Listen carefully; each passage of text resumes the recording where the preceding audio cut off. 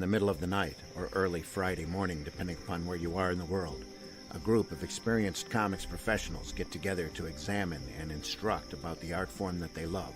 That's great comic artwork on Comics by Night, Fridays at 5 a.m. Eastern, here on the Indie Comics Network, indiecomicsnetwork.com. What was that?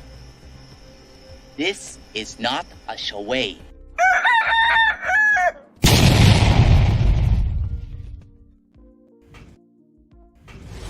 Lockdown Games and Luke Stone Studios presents Hybrids, the role-playing game.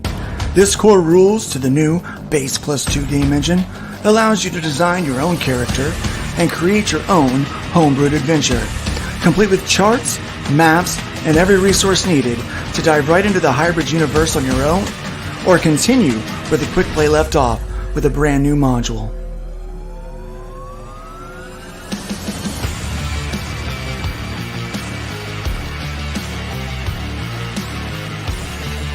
Get caught up on the series with the Killing Field trade paperback.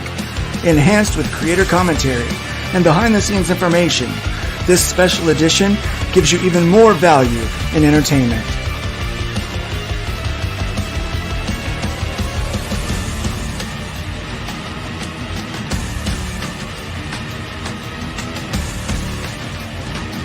All this and more on Fund My Comic. Hey you! Are you tired of lame-ass stories for kids? Well, don't be a moron. Walk through that door.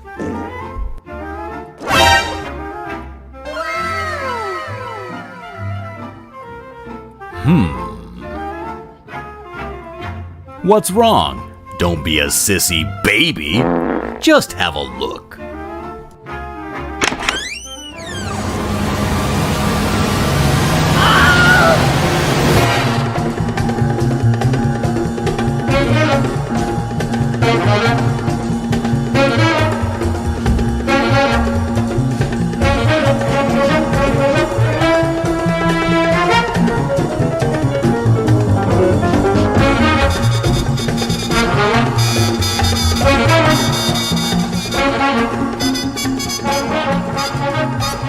The Buckler Canadian Tussle. Exclusively on Fund My Comic.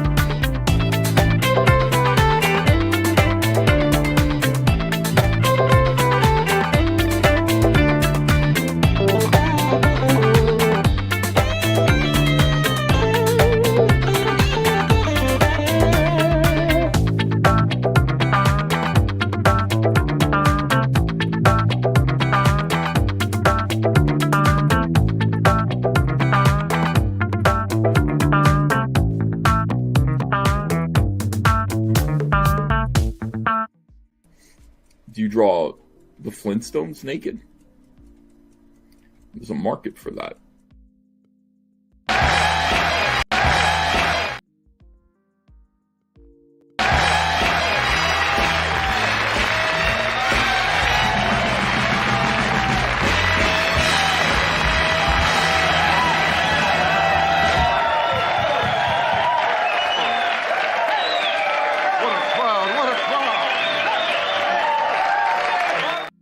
What a crowd, what a crowd. Hey. What a list of trailers to play today. I needed a little extra time grabbing some stuff for this morning. Had to reset my modem again today. It's like whenever it rains here, the modem just forgets what it's supposed to do. So yesterday was a pretty rough day as far as the rain goes. The rain won't stop. It will not stop. It will not stop. So we have a new folks on the panel today, Randy. See that? Holy Yeah. crap. So we've got Aria Blackness Hey, dudes. from the UK. What's up, my friend? What's up, Aria? Doing good. Doing good. Good to be here. Good to see you too, Aaron. I know we've been talking a little bit. Didn't realize you'd be here today, but yeah, we've got some good plans for Monday's show. But There we good go. to be here. Thanks for having me, guys. Yeah, it's good to have you here. You having a pretty good week? Oh yeah, and like you said, the way they're knocking the Wi-Fi out. That is all I've had all week. Is just the way they're knocking the Wi-Fi out. It's because I live in Wales, and basically our Wi-Fi connection is held together by one guy stood on the roof of the tallest building. Maybe you'll understand. So, but yeah. Well, that's nice. really- That's how it works out, right? Yeah. It all comes Yeah, down to but one guy. I've had a He week has of, one job to do. One job. Just I've that had a one week job. of prepping some Gustav stuff and also working on Taylor's my other campaign. So yeah, I can tell you all about that in a bit. All right. Yep. We'll definitely get in that. Find out what's going on with you and what you're up to. Aaron, Immortal Rising, brother. It's nice. What up? Nice to have you today. Good to be here. Sorry, my camera is acting funky. Like when I'm sitting Yeah. backstage, it like did this. I'm like, what? So Yeah, I noticed that. Yeah. I'm gonna have to sit on my avatar. So Yeah. hello, everybody. I'm waving if you can't see me. Just a little bit. Get it in. Virtual waves. Yeah, we Yeah. understand that. Yeah. So, man, yeah, what you've got something coming up that we're going to talk about today as well. Yes. Well, my campaign is live right now on Indiegogo. So Yeah. Yeah, go check it out, dude. There's nothing else out there like it right now. So, Yeah. Jose Garcia is the main artist, sequential artist. I mean, if you like Jose stuff, you're gonna love everything about this. Yeah, you caught me right before my charity ran out, by the way. Oh, is that right? Yep. Uh-huh. That I hope you know before I say this, I am being facetious. Okay. No. I'll take that too. so you caught me right before my charity ran out. Because starting here in a couple of weeks, we're not going to feature campaigns that aren't Fund My Comic campaigns. Oh, right. Yes. Because Indiegogo's my competition now. Like they're officially my competition. Yeah, I've been taking some passive heat on this one because it's like, well, why aren't you on Fund My Comic? And I'm like, well, I had everything on IGG, and I didn't want to pull up Root and move everything over when like I'm already established here for the past year.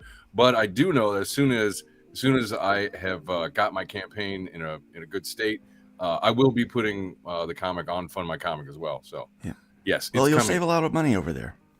Yeah, I'll at least be able to keep some. Yeah, and hopefully you don't get shadow banned. Over they actually find you in the search engine. Holy crap! Right. Yeah. My gosh. So far. It's crazy over there. It's like the Wild West. Yeah, you don't know what's gonna It's happen. like open season for conservatives. It's ridiculous. Anyway, we'll get into that a little bit more later. Sweet. For the first time on the panel, welcome Whiskey. Whiskey, the Bayonet, and Ricochet is a you do miniatures, right? You're do game miniatures or something like that? Is this thing I on? can't barely hear you. It's barely on. There, hang on. Let me turn up the gain. Turn it up. There we go. Oh, there you go. Hey, success. There we go. Yeah, miniatures. That's definitely what we do. Run a small independent miniatures company. We in the process of making or developing our own tabletop war game, and we do commissions as well. So if you ever need any figures made, let's find us on Twitter, and we'll send us a message, and we'll help you guys out. Excellent. So yeah, we've got a fun day planned. We got a lot going on. So today's title is Fighting the Good Fight in the Business of Fun. We'll talk a little bit about the comics business and what's going on. We got some fun articles to read today. But I don't know, did you guys hear that well, before we get into that, let's go welcome the chat. We've got a few I was people going to say, that are in the chat already. Let's go ahead and there we go. Let's go ahead and say hi to them. And guys, be sure to invite your friends over here. We do have a number of people watching over on what's the name of that one? Rumble.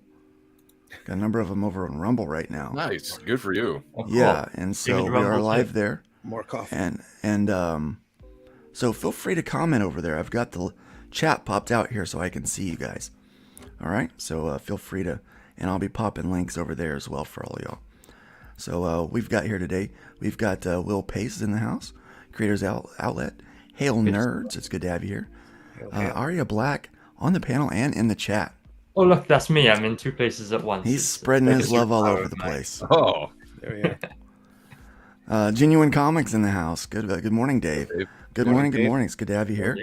We got the Chris Evans, not to be mistaken with that Joker that dresses up as Captain America. We're talking about the real Chris Evans, or the real America's ass. There we go. The man in the red dress, Chris Evans. Welcome.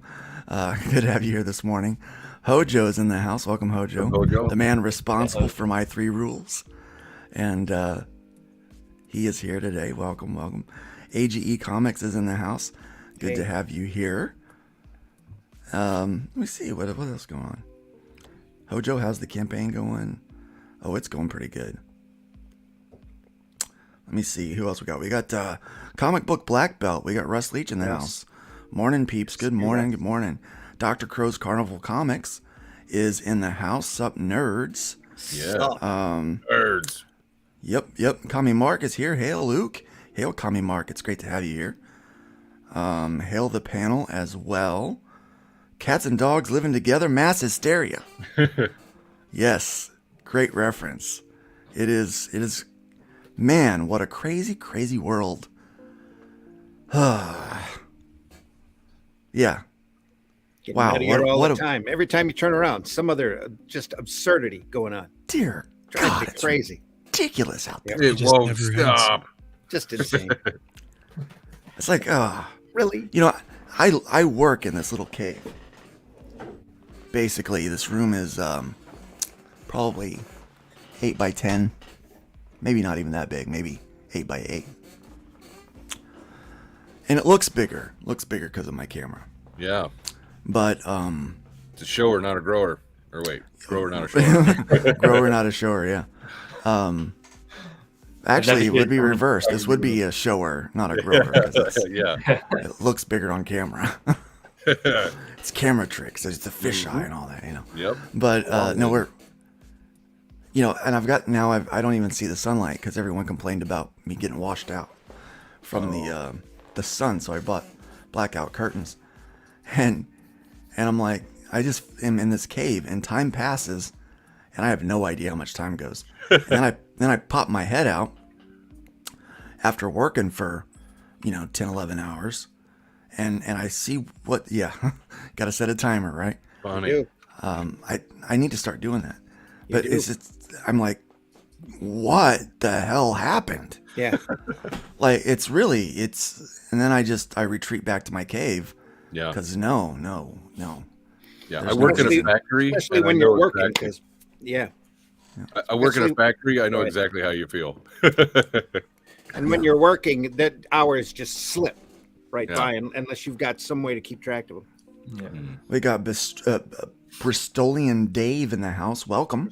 All right, my babbers. It's good to have you All here right, today. I Babbers. was happy to see you, Dave. All right, me babbers. Good to have Awesome, you back. awesome. Everyone's saying hi to each other in the chat. I love that. We've also got the Graphic Goose here today. That's his Welcome. campaign that I'm promoting today. So Cool. Oh, it glad is? he showed up to see it. Well, That's it's a cool it's logo nice as that he well. would show up Yeah. for you to promote his work.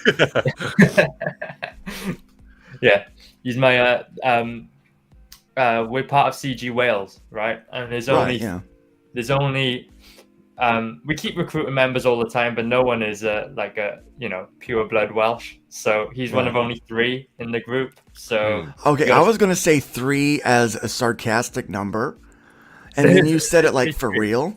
literally 3. We've got So we've got like a team logo and all. And Well, You've only got like 30 people in Wales, anyways, don't you? I don't know. How big is Wales? well, it's mostly sheep and a couple of people. Yeah, So we're that's why so many of them. very Never mind. inclusive club, you know? But, I was gonna make some really weird, crude joke about sheep Oh, no. lovers. Let's hear it. No, this is safe for work, guys. This is safe. For... What's the significance of the goose? That's just his thing. He is the graphic goose. He I don't know. It's Is it the kind of- same? Like, is the goose as in the animal, or is it the goose as in the thing that happens? The act of goosing someone. Is he goosing someone graphically? Like, does graphics give you a goose? I'm gonna say in this instance it's the animal, just in case. Okay, Yeah, all right. It's That's not safer. the goose neck. That's You know what safer. I'm Yeah. Oh, Sorry. oh, the goose, the goose, the Christmas goose. All right, every 11 to 12 hours, Luke just does a Planet of the Apes and then retreats back to his cave. Yeah, I do. I just like, ah, damn you, dirty apes. Yeah, yeah, pretty much. Yeah, that's basically my life right now. I'm Bristolian is a quarter Welsh. Quarter Welsh. Oh well, that makes him 3/4 Bristolian, and no one wants that on their team. So Right.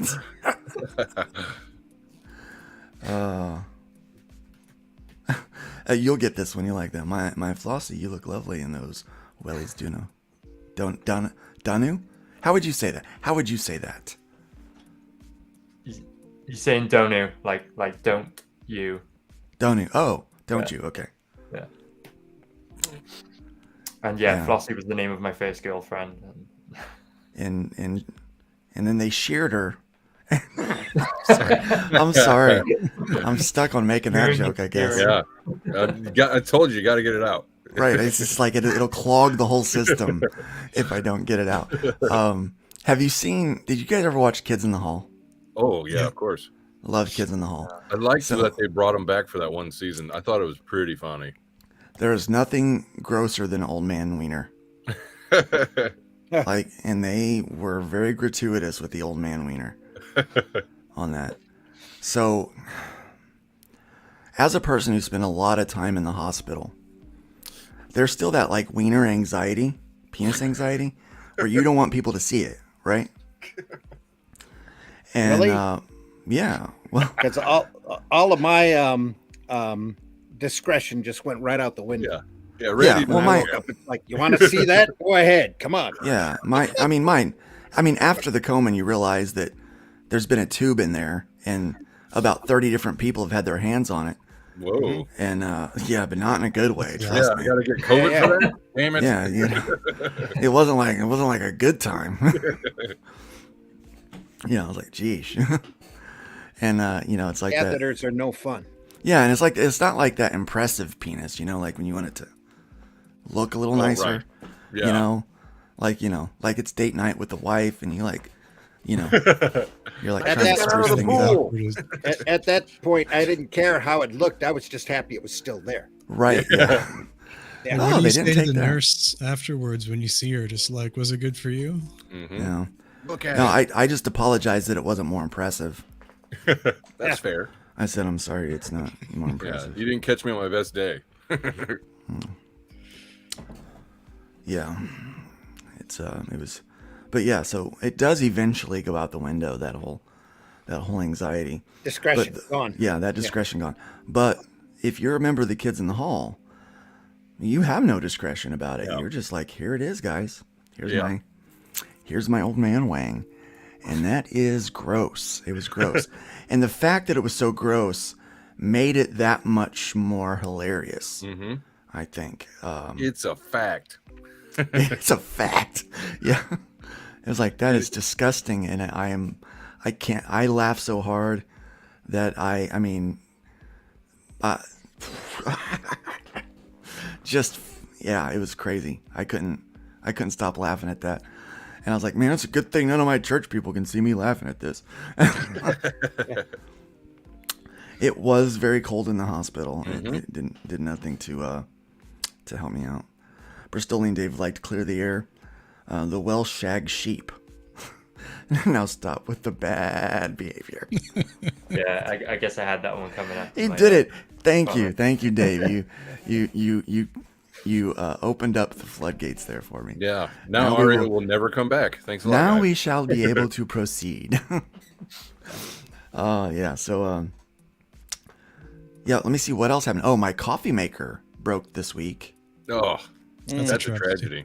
Yeah. That's So I'm now using a French press because the Keurig stopped working, and I want to be able to just do like a single or double serving because I've got this big 32-ounce cup that I fill with coffee right now. Just be careful with that French press. I hear they like to go into revolutions. So Right, but you know, I imagine they will join me on my revolution, and then when they go into theirs, I'll just abandon them.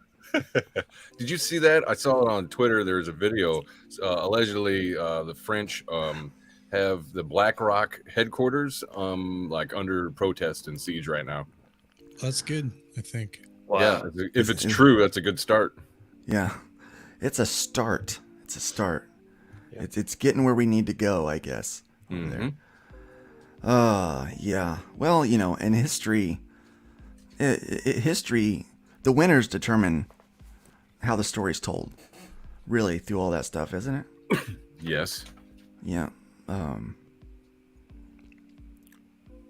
That tends to be the case. At least for what I've found. That tends to be the case. Well, Trump got arrested. That should make comic books fun for the next 2 years. Make everything fun for the next 2 years. Dear Oh my God. Oh my. Actually, oh. it's They're not Save going my- to shut up about it now. They're not gonna stop talking about it. See, I told you he was a criminal. It's like, dude, I could follow you around for one day and get you for like 5 felonies. Okay, like the fact that it took him 8 years to find anything, and then it's not even gonna stick. It's stupid. It's not going to stick, and it's going to make him win again. Yeah, Give probably. something for the media to talk about now, because CNN's on there going, this case looks pretty weak. Yeah, That's amazing from CNN. So instead Yeah, of like, going, if it's like, If well, CNN's like, I don't know if is it's that going all to you stick, can get them guys. on? Jesus. Just let yeah. it If go. your propaganda machine won't get behind your narrative, like you got problems. Right, yeah, that's a real issue. But so this whole thing, like I remember 2016, is when I really heard about that whole CG thing going down, right? No. And I got lumped in because I'm a Christian conservative. Well, I'm mostly conservative, I guess. But I remember I kind of got lumped in with that movement early on. And Yeah. one of the things that put me there was this whole Trump thing, right? Like that was going on. Mm-hmm. And I remember the night that Trump was elected, the next day, so that was a Tuesday night, on Wednesday night, we had a group at church, and this lady comes in, and she was just, she was sour. She was real sour. And she looked at me, and she was like, "Are you responsible for this?" I'm like, "What, you talking about the meal tonight?" "Yeah." She's like, "No, Trump." And I'm like, "Yeah, my one vote tipped the whole thing over." So, but she didn't even know how I voted, right? Because I don't really talk about it. And as a pastor, I didn't feel like it was my responsibility to tell people how to vote. And if I told them how I voted, I felt like it would influence their vote, right? Now, as a private citizen, I'll tell you all day long. But when I had that kind of influence with people, I didn't want to use it that way. And so I was like, "You really don't know how I voted, but I don't understand what you mean by am I responsible for it?" And she wound up going after somebody else and, talking about how good it was to kill babies. And I was like, yeah, maybe Oh, this. wow. Yeah, I'm like, dude, this is church, right? And She was saying that on church grounds. That's, right, yeah, right. Yeah, that's It's like, horrible. are you so naive to think that anyone here is going to hold those same regards that you do? Yeah. It is well known that people of Christian faith do not believe in abortion. They, in fact, the church I've been going to now, they talked about the abortion issue right before the end of the year. I went back and listened to some of their old sermons.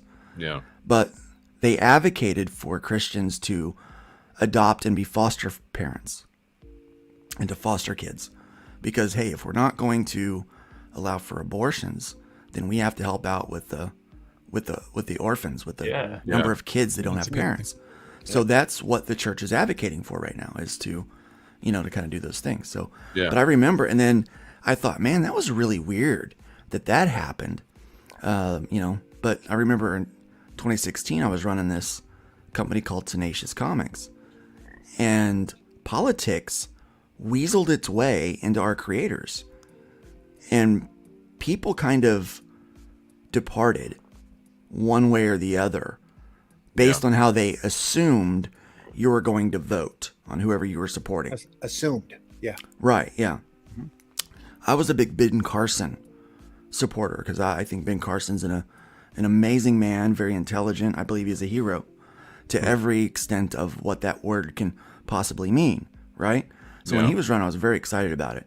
And I was like, man, that's just, but that was kind of weird that it made its way even into that.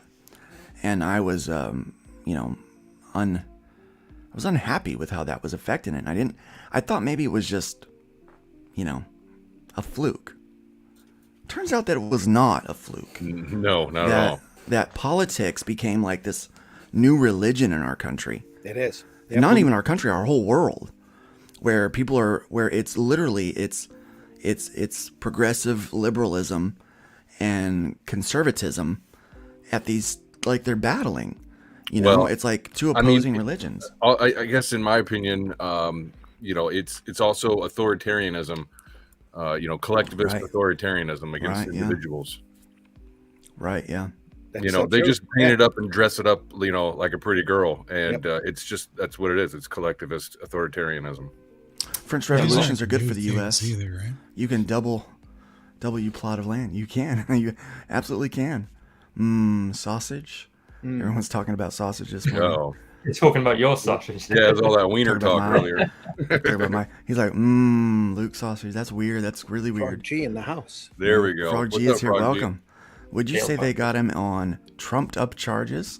Pretty much. Thank you. Yeah. Yeah, very good. shot. Very good. Get a bell. Rob G. Price tunes Hail Rob. is in the house. Sup? What's up, man? It's good to have you here today. Yeah.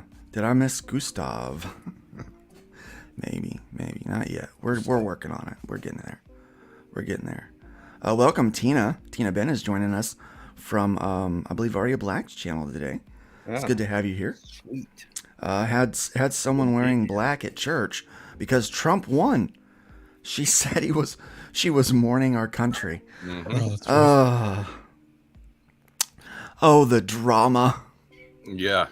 Oh, the hubris. Everybody's got to make a statement. You got to clutch the pearls. It's all over. Yeah. Like, come on, guys. But yeah, so this whole thing, It gets pretty sad when you have to virtue signal over the color of your dress. right? Just EB's in the house. Welcome, EB. maybe you should rethink how you're living. What up? It's horrible, and meanwhile, China is laughing at American dollar. No, They they're really are. not. No, they're not. Well, they are kind of, but they're laughing at American society in general. It's not a big package. Not just the dollar. Yeah. Look at The TikTok. whole, Welcome, Agent Zero's in the house. Welcome, Agent Zero. the whole dollar thing with the different countries leaving the U.S. standard is kind of terrifying. If you think about Yes, it is. Pedro, how are you doing?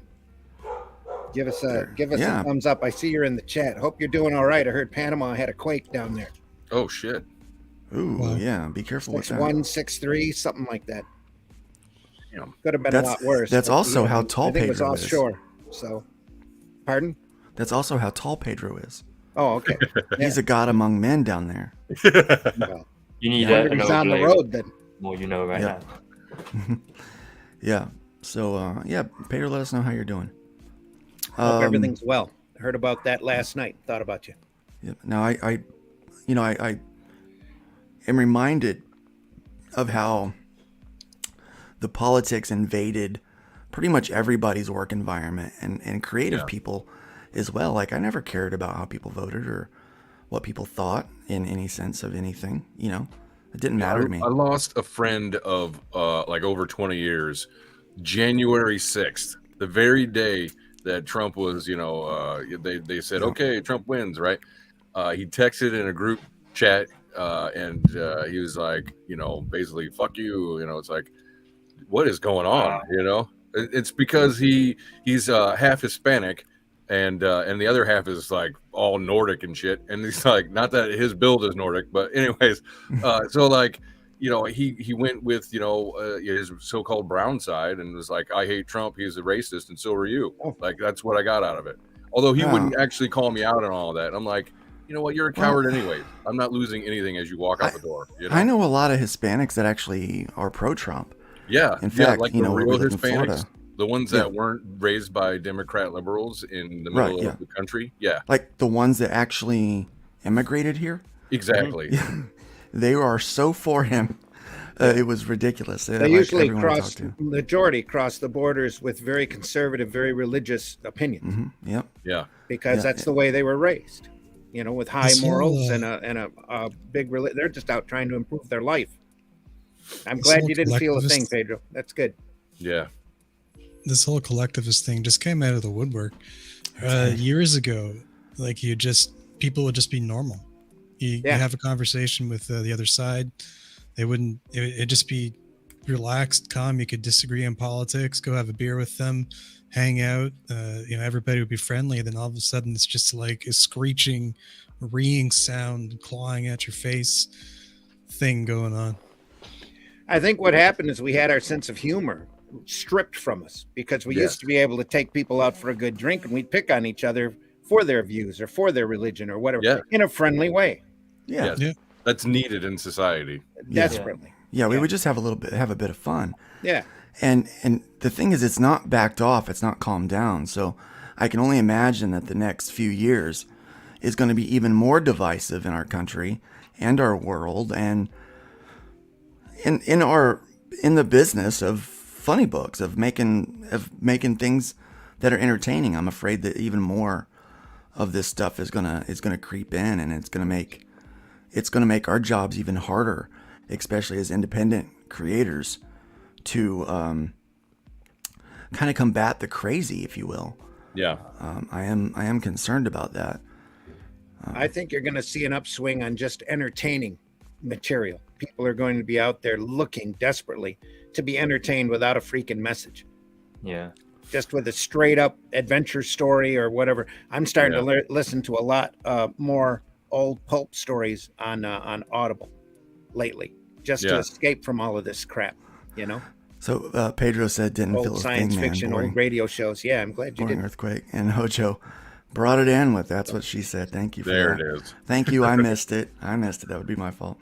Yeah, people are canceling Friends. So my niece, she was like on this like really anti-conservative, pro-liberal thing for months, and finally she would come in on my comments on Facebook and start fights with my friends that had different views. And I said, look, if you don't stop, I'm gonna have to block you so you can't see this stuff. And she didn't stop, so I blocked her. She didn't even show up to my dad's funeral. I haven't talked to her in years. Wow. I've had no contact with her whatsoever. My sister's in the house. Welcome, Kelly. It's good to have you here. Yeah, I'm concerned that is going to continue to permeate our work. As a side, there's this great podcast called Eastern Border Podcast, and I think he's in Ukraine, and it was probably 4 or 5 years ago when he was really making a lot of content, and the point of his channel at the time was talking about what life was like under the Soviet Union. He's like first generation after the fall of the wall. And so he knows all these stories and stuff, and he'll bring up, cases where it's like, look, happiness is mandatory, and you couldn't talk about the anything against the narrative. If you were to do that, your neighbors or your family might turn you in, and it's those kinds of cases that we really have to go back and look and listen to, because that shit's going on. It's going to come if we let it progress any farther. Yep. That's coming to Canada soon as well. Did you guys hear I saw that. Holy Bill shit. C-11. It's just a nightmare. That's where I'm from anyways, Canada. But I'm constantly worried about it. There's people getting fined for telling jokes. It's very liberal up there. Yeah. Craig White, who is one of the guys that's on the panel here quite often, his internet must be out because he was going to be here today.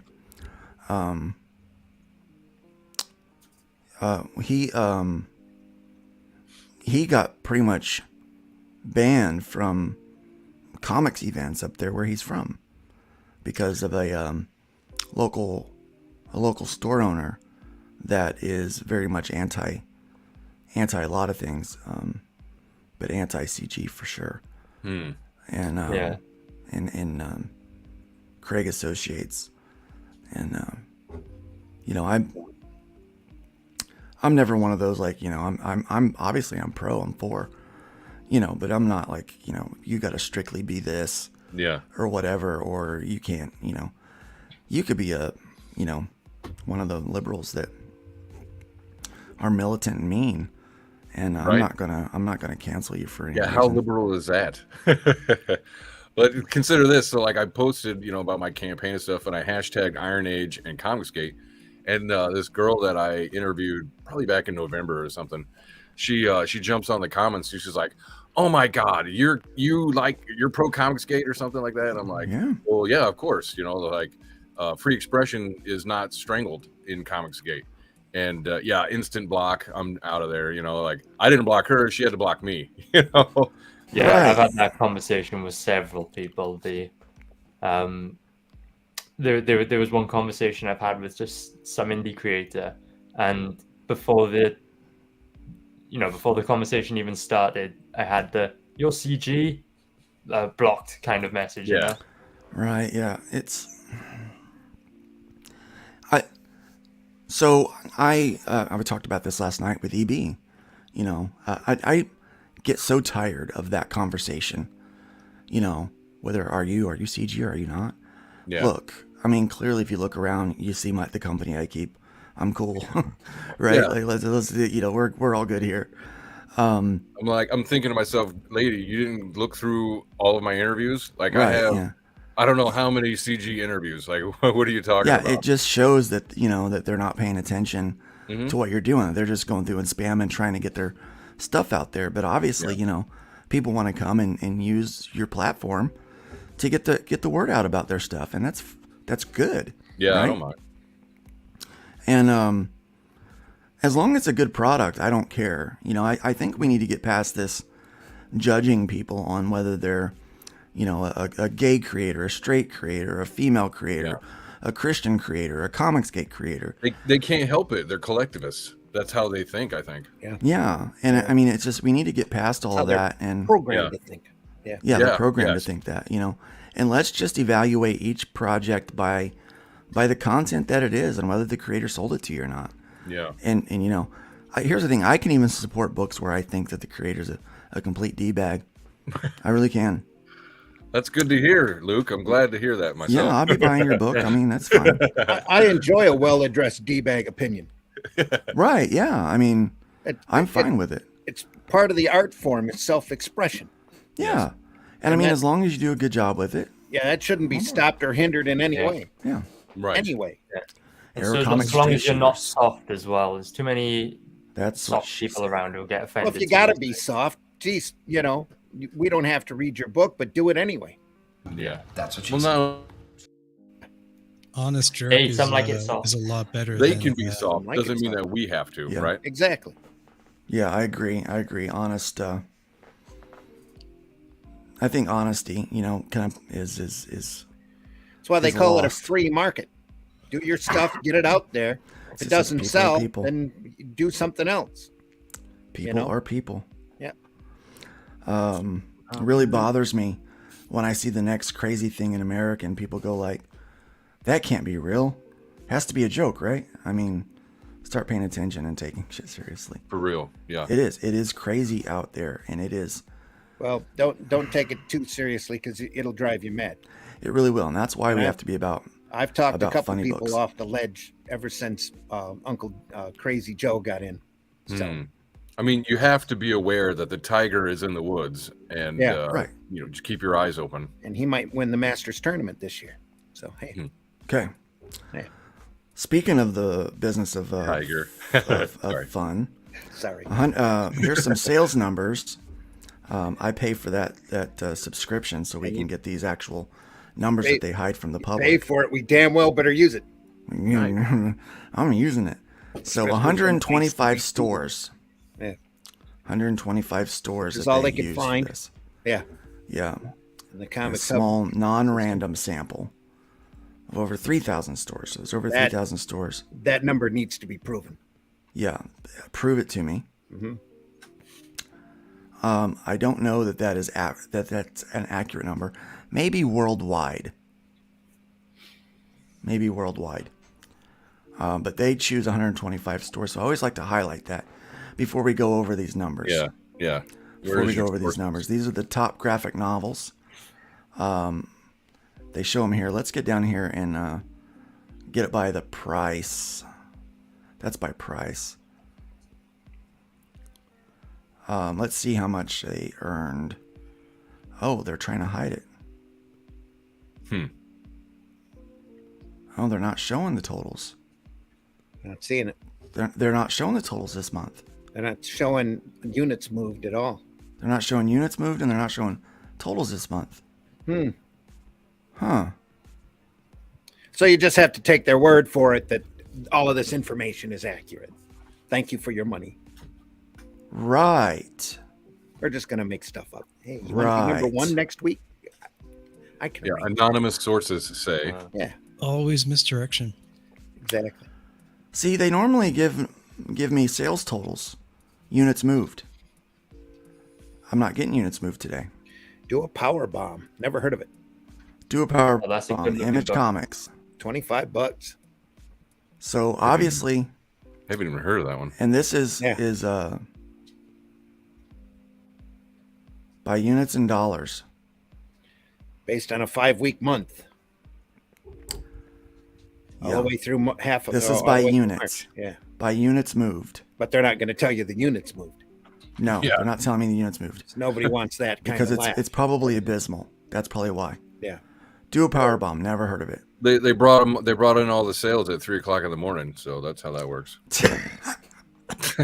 Nice house on the lake. All these sales were done in Arizona. Yeah. Yeah. Yep. I've been out of these mainstream comics for so long now. Yeah. I have no idea what most of these titles are. Yeah. And, We you look know, at them. We look at them because, well, I believe that this show should be at least somewhat respectable. I mean, we try our darndest. And so we use a website that all mainstream outlets use, ICV2, to speculate on where the market is going, on, you know, kind of how we can do things better as an indie market. Because no one tracks our work. Yeah. But our work is, we're definitely, I don't know. That's why I want to know what the units moved are with this. Well, you might have to go to the haters. The haters track everything that CG does. They do. Maybe I should start going there. Mm-hmm. know, That's but one of the reasons I follow like a couple on Twitter just to see what's going on in CG. But They but we've not. I mean, we've got the tracker on cg.org, comicsgate.org, Oh, there you go. or whatever. But I want like the broader sense. I want to know what all indie comics is doing. Oh yeah. Because if someone out there is doing something right, I want to copy it. Yeah. You know, I've no qualms about that. Yeah. Let me copy that, because you know, we're all trying to. You know, it's been said. I think Rainey's the one that told me this originally. Breaking into comics is a lot like breaking out of jail. I mean, as soon as you do it, someone's behind you trying to stop anyone else from doing it. Yeah. You know, so do a power bomb. Number 1, Last Ronin. Number 2, Nice House on the Lake. Volume 2 from DC. Volume Never 2. heard of it. Mature. Is that what used to be Vertigo? Probably, yeah. Oh. Yeah, so probably some titties in there. Oh. Teen Titans Robin graphic novel. Something is Killing the Children, Volume 1. Is that still Yes. a first edition on that? Or have they gone back on that a couple times and reprinted it? Oh, the Teen Titan Robin? No, the Something is Killing the Children. Oh, hard to say. Yeah. Volume 1, yeah. Public schools. From Boom. Sorry. Yeah, that's There right. you Public go. schools are killing the children. You beat me to the joke. I was trying to get there. Just Nah. I was Sorry. trying to get there. No, that's fine. That's fine. You served it up so well, I had to spike it. Yeah. I was Supergirl, hoping Woman for of Tomorrow. Now, the sales on that is because of the movie announcement. Yep. Oh. People wanted to see what the heck is going on. Another because mature title there. Gunn seems to be attached to that property for whatever, even though Tom King wrote it. Is They're the wondering Supergirl why movie they want to coming make out? a movie out of that thing. Yeah. I am not surprised to see so much Boom up here. I really am not surprised to see Boom. I'm surprised to see a Many Deaths of Lila Starr Deluxe Edition hardcover. Me too. That Yep. must mean there's not a deluxe edition and there's a trade running around, or what? Yeah, it Never must. even I mean, heard if of they, yeah, if they, I don't know. Now we start getting into some. Dark Ride #1. So or yeah, now we're volume starting to get here. Sure. It's number 12 before we get to manga, however you want to say it. My Hero Academia, Spy X Family, Volume 1. Second book, no idea what this is. Demon Slayer, Chainsaw Man. It's the Adventure Zone. That's a kid's title. Wait a second, look how far Marvel Oh, is latest down the book. list. Yeah. Number Wow. 17, Mighty Masterworks, Daredevil Volume 2. Dang. Wow, all the way down there. Weight their feet as well. How so the they just mighty keep have dropping. fallen. Axe Marvel- Judgment Day, named after a body spray. How nice. Yeah, very nice. So, That's not Berserk Deluxe Edition. what do they call that? Advertising. Cross promotional? Yeah, cross promotion. Native ad. There we go. Volume Nice House 33 on the of Lake, My Hero Volume 1. Academia. Yeah. Yeah. Yeah, it's Hulk Grand Design. That's that book by the kayfabe guy, right? That's why Yeah. that Yeah. sells as much as it does. Look at Yeah. that. There's Watchmen still on there. Dungeons Watchmen. and Dragons. Yeah, they got to keep Watchmen up there. Yeah. yeah, Same Dungeons and thing with Dragons. They got the Flashpoint. movie There's a coming Flash out. So, movie coming out. Yeah. yeah. Something- X-Men. They just made an announcement about X-Men that they are going to be in the next Avengers movie. Yeah, I saw that. Yeah, and When did so they let's see how announce well that? that turns out. A couple days ago. Just a brief mention, or are they actually going to? Well, now that Victoria's gone, they don't have to call them the mutants, so Right. Yeah. yeah, they can call them X-Men again, and maybe get there some for a brand while. recognition. There for a while, the mutants were Victoria's little secret. You know what that means, though. Next Avengers movie is going to have a gala ball. Right. Right. You know I what's heard gonna someone happen? talking about wedding editions of comics, like when there was a wedding in them, and how, does anyone like these? I don't know. Like, maybe that's something we should talk about today. I remember Do we like liking wedding the editions? one where Storm and Forge got married. I thought that was a good one. I think they That was got a good married. one. Yeah. We're going to have a one-off where Trash Man and Chlorine finally are able to get hitched, maybe. I don't know. We'll see. Batman. I still got 2 more Monster. issues. Yeah, number 40. Yeah. Is Grant Gustin the new Flash? I did hear that Ezra was replaced. I did hear that. Yeah. Jim Rugg equals Oh, wow. Hulk Grand I Design. heard that they were talking to him Hulk Grand Design was Jim Rugg, bub. because they really like him, but especially Yeah. since the TV show is Welcome Apex Fun. Comics. Good for Grant, first of all. Yeah. Jeez. that would be Yeah, good for him Grant, to yeah. have. Mhm. Yeah. And Boom is outselling Marvel and DC. It's In great to certain see areas. that, isn't it? In Yeah, certain areas. Yep. But those numbers again still need to be proven. Yeah, they're not proving any numbers on this thing. Welcome, Grey Wolf. It's good to have you here today. The problem with this is they're not showing the units moved. Well, it's also a very limited sampling too. You've got 125 Yeah. comic shops that are reporting this. That's why your manga sales aren't as strong as they are. Mhm. They're not talking to Barnes and Noble, but Barnes and Noble's probably moving manga 10-1 right now. Right. And they have to do whatever they can in order to make the American mainstream look as good as possible, because they sure ain't doing it by themselves. Yeah, It's right. just that simple. Same section here. Now these are floppies. These are individual issues. Okay. Amazing Spider-Man number 21. Batman. So we got Marvel, DC, Marvel, Hollows Eve number 1, X-Men number 20. They're rebooting X-Men again. Gala Ball Part Wow, 5, okay. Part 50. Yeah. It's, Yeah, now they've got what is Jonathan, what's his last name? Hickman. Hickman. Thank you. Yeah. Jonathan Hickman is taking over. Yeah. Yeehaw. He's got to do something, I guess. Here's the thing. I like Hickman. I do. Did he do the Superior Spider-Man? He's had I good think so. runs. Another guy. Yeah. Yeah. Hickman might be the closest thing to Claremont we've had in a while. Really? The closest thing. That I'll have to doesn't check it say a out. lot. Yeah. Not that he's close. Yeah. Yeah, right. But the I closest don't know if thing. I've read Yeah. the stuff to compare it. Yeah, let me clarify. The closest thing. Not that he is close, but the closest thing that we've had to him. Yeah. As far as world builders. Rogue Gambit number 1. I do believe that. I think Claremont wrote that one. I know he came back and wrote the new Gambit series. at least 1 or 2 issues. Nice. Good for him. That's like the last time I actually got into comics was when Gambit was running. Yeah, I loved it. Not So, the yeah, it most looks like Marvel and DC are winning this thing, except for Ninja Turtles coming in with IDW. Nice. IDW used to dominate a lot of these sales, but they have lost all of their Respectability. licenses. Respectability. Their licenses. Licenses. Their clues. And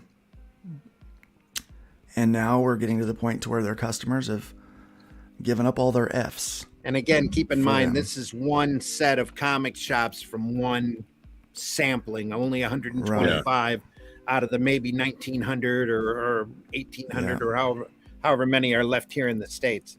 So, but like without the numbers of how many, like this is kind of pointless. Like it is. It's very pointless. It's a skewed sampling, obviously. Yeah. It's very pointless. Very much so. That's why I paid $10 a month for this thing, so I can get those numbers. Get the propaganda. So I can share it with my audience. That's ridiculous. And it's not there. So here, this will make you happy. Scholastics to merge book fairs and book clubs. Scholastics will merge its book fairs and book clubs divisions into a single unit focused on school reading events, the company announced. The reorganization will be completed with the new organization launched by June, in time for the upcoming 2023-2024 school year. Currently, Scholastic Book Fair's president Sasha Quentin will lead the new organization at launch, while current Scholastic Book Club president Judy Newman has been named Scholastic's first chief impact officer, leading partnerships to expand access to books and literacy. The reason why we talk about this, go ahead. I think that means somebody up there is actually starting to read the books so that they know what kind of content is in there. I think so because they've been getting a lot of flack lately. I don't know if it's Scholastic, but it's and I love every time we talk about censorship, because I have people out there that they think that I should talk about this more and that I should talk about race issues more too. They just feel I'm very qualified to talk about those things on account of me being a part of the human race. I guess. And so we should talk about this today. We know that the librarian, we've talked about this a lot. I hate to interrupt a lot you. From this website. I hate to interrupt you, but the first thing that this article screams to me is Scholastic is hard for money. It kind of does, right? It makes them look weak. Berserker is selling. It does make them look weak. That they're merging two departments. Maybe there's something wrong or smelly there with what's going on. We all know Pilkey's got a new book out. There's more Dogman coming. There's more Cool Cats coming. I don't know what Raina Telgemeier is doing, but the other books, is there another hit from Scholastic other than they print a lot of stuff? They put a lot of stuff in the stores. There's not. I don't think there's a lot of hits. I don't know how the rest of that stuff's selling. Of course, they're not going to release their figures either. So nobody wants to. Nobody really wants to show off. Nobody wants to. Yep. But they've got to do something to show that they're strong as far as schools and literacy goes, because that's their backbone of their distribution. The only problem is there's been a couple of books that have slipped by that have horrible graphic material in it that should not be on, and not necessarily Scholastic. I'm not saying that remotely that it's Scholastic, but they have to stand up now and look a lot more responsible to these school systems and these libraries in order to make a mark and to show and to literally make money, to show that they're looking at the quality and the contents of their product. Because when you have so many parents standing up at PTA meetings reading from the books and being escorted out because of obscenity, there's a problem.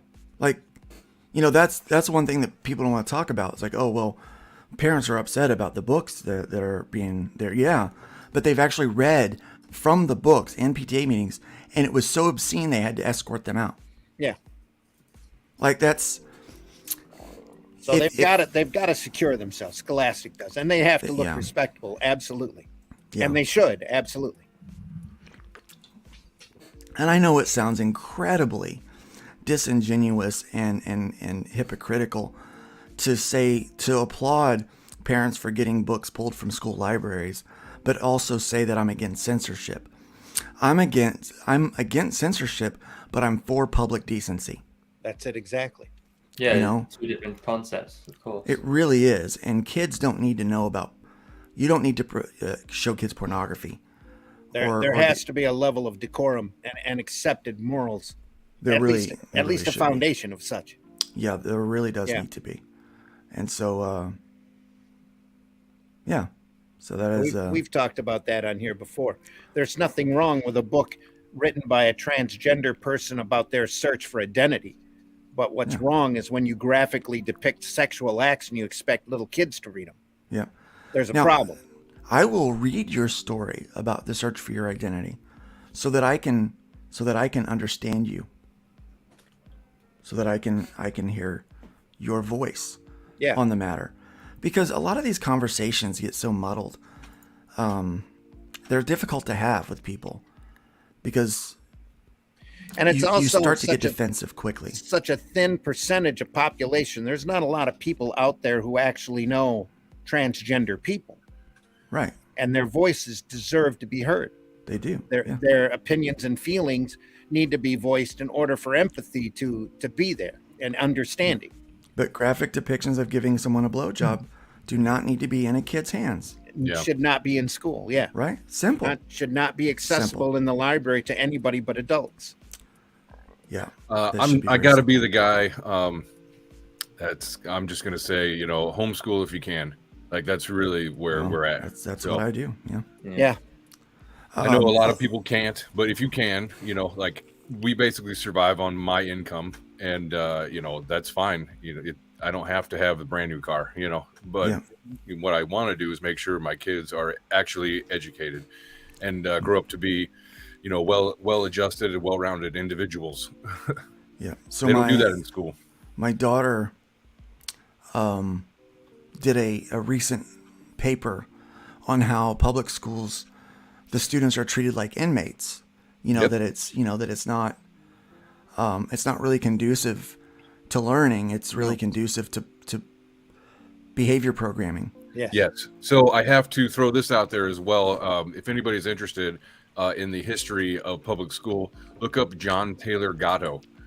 He was a teacher of the year in New York back in the 90s, and then he wrote a book about his, what he found. Like, he starts digging into the actual origins of all this stuff, and basically the model comes from the Prussian military model, where they wanted to make soldiers and workers, and that's pretty much what they use that today. Even when I was in school, that's one reason I dropped out, I think. Yeah.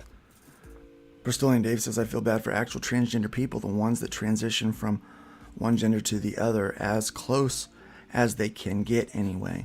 The rest of these idiots have ruined the progress made for them. Yes, and these men that transition to women and claim that they have a period. Well, why is it that they'll give them hormone injections or pills or whatever to change their so-called gender, instead of give them some hormones to maybe not make it so that they're not so feminized. Maybe some of this gay stuff isn't just the way they're born. Maybe they should get some hormone treatment. You're starting to see an uprising in the LBGT, well, maybe not the T, but the gay community in general, because they're finding a lot of these transgender kids are actually gay. Yeah, they're not transgender. They're just.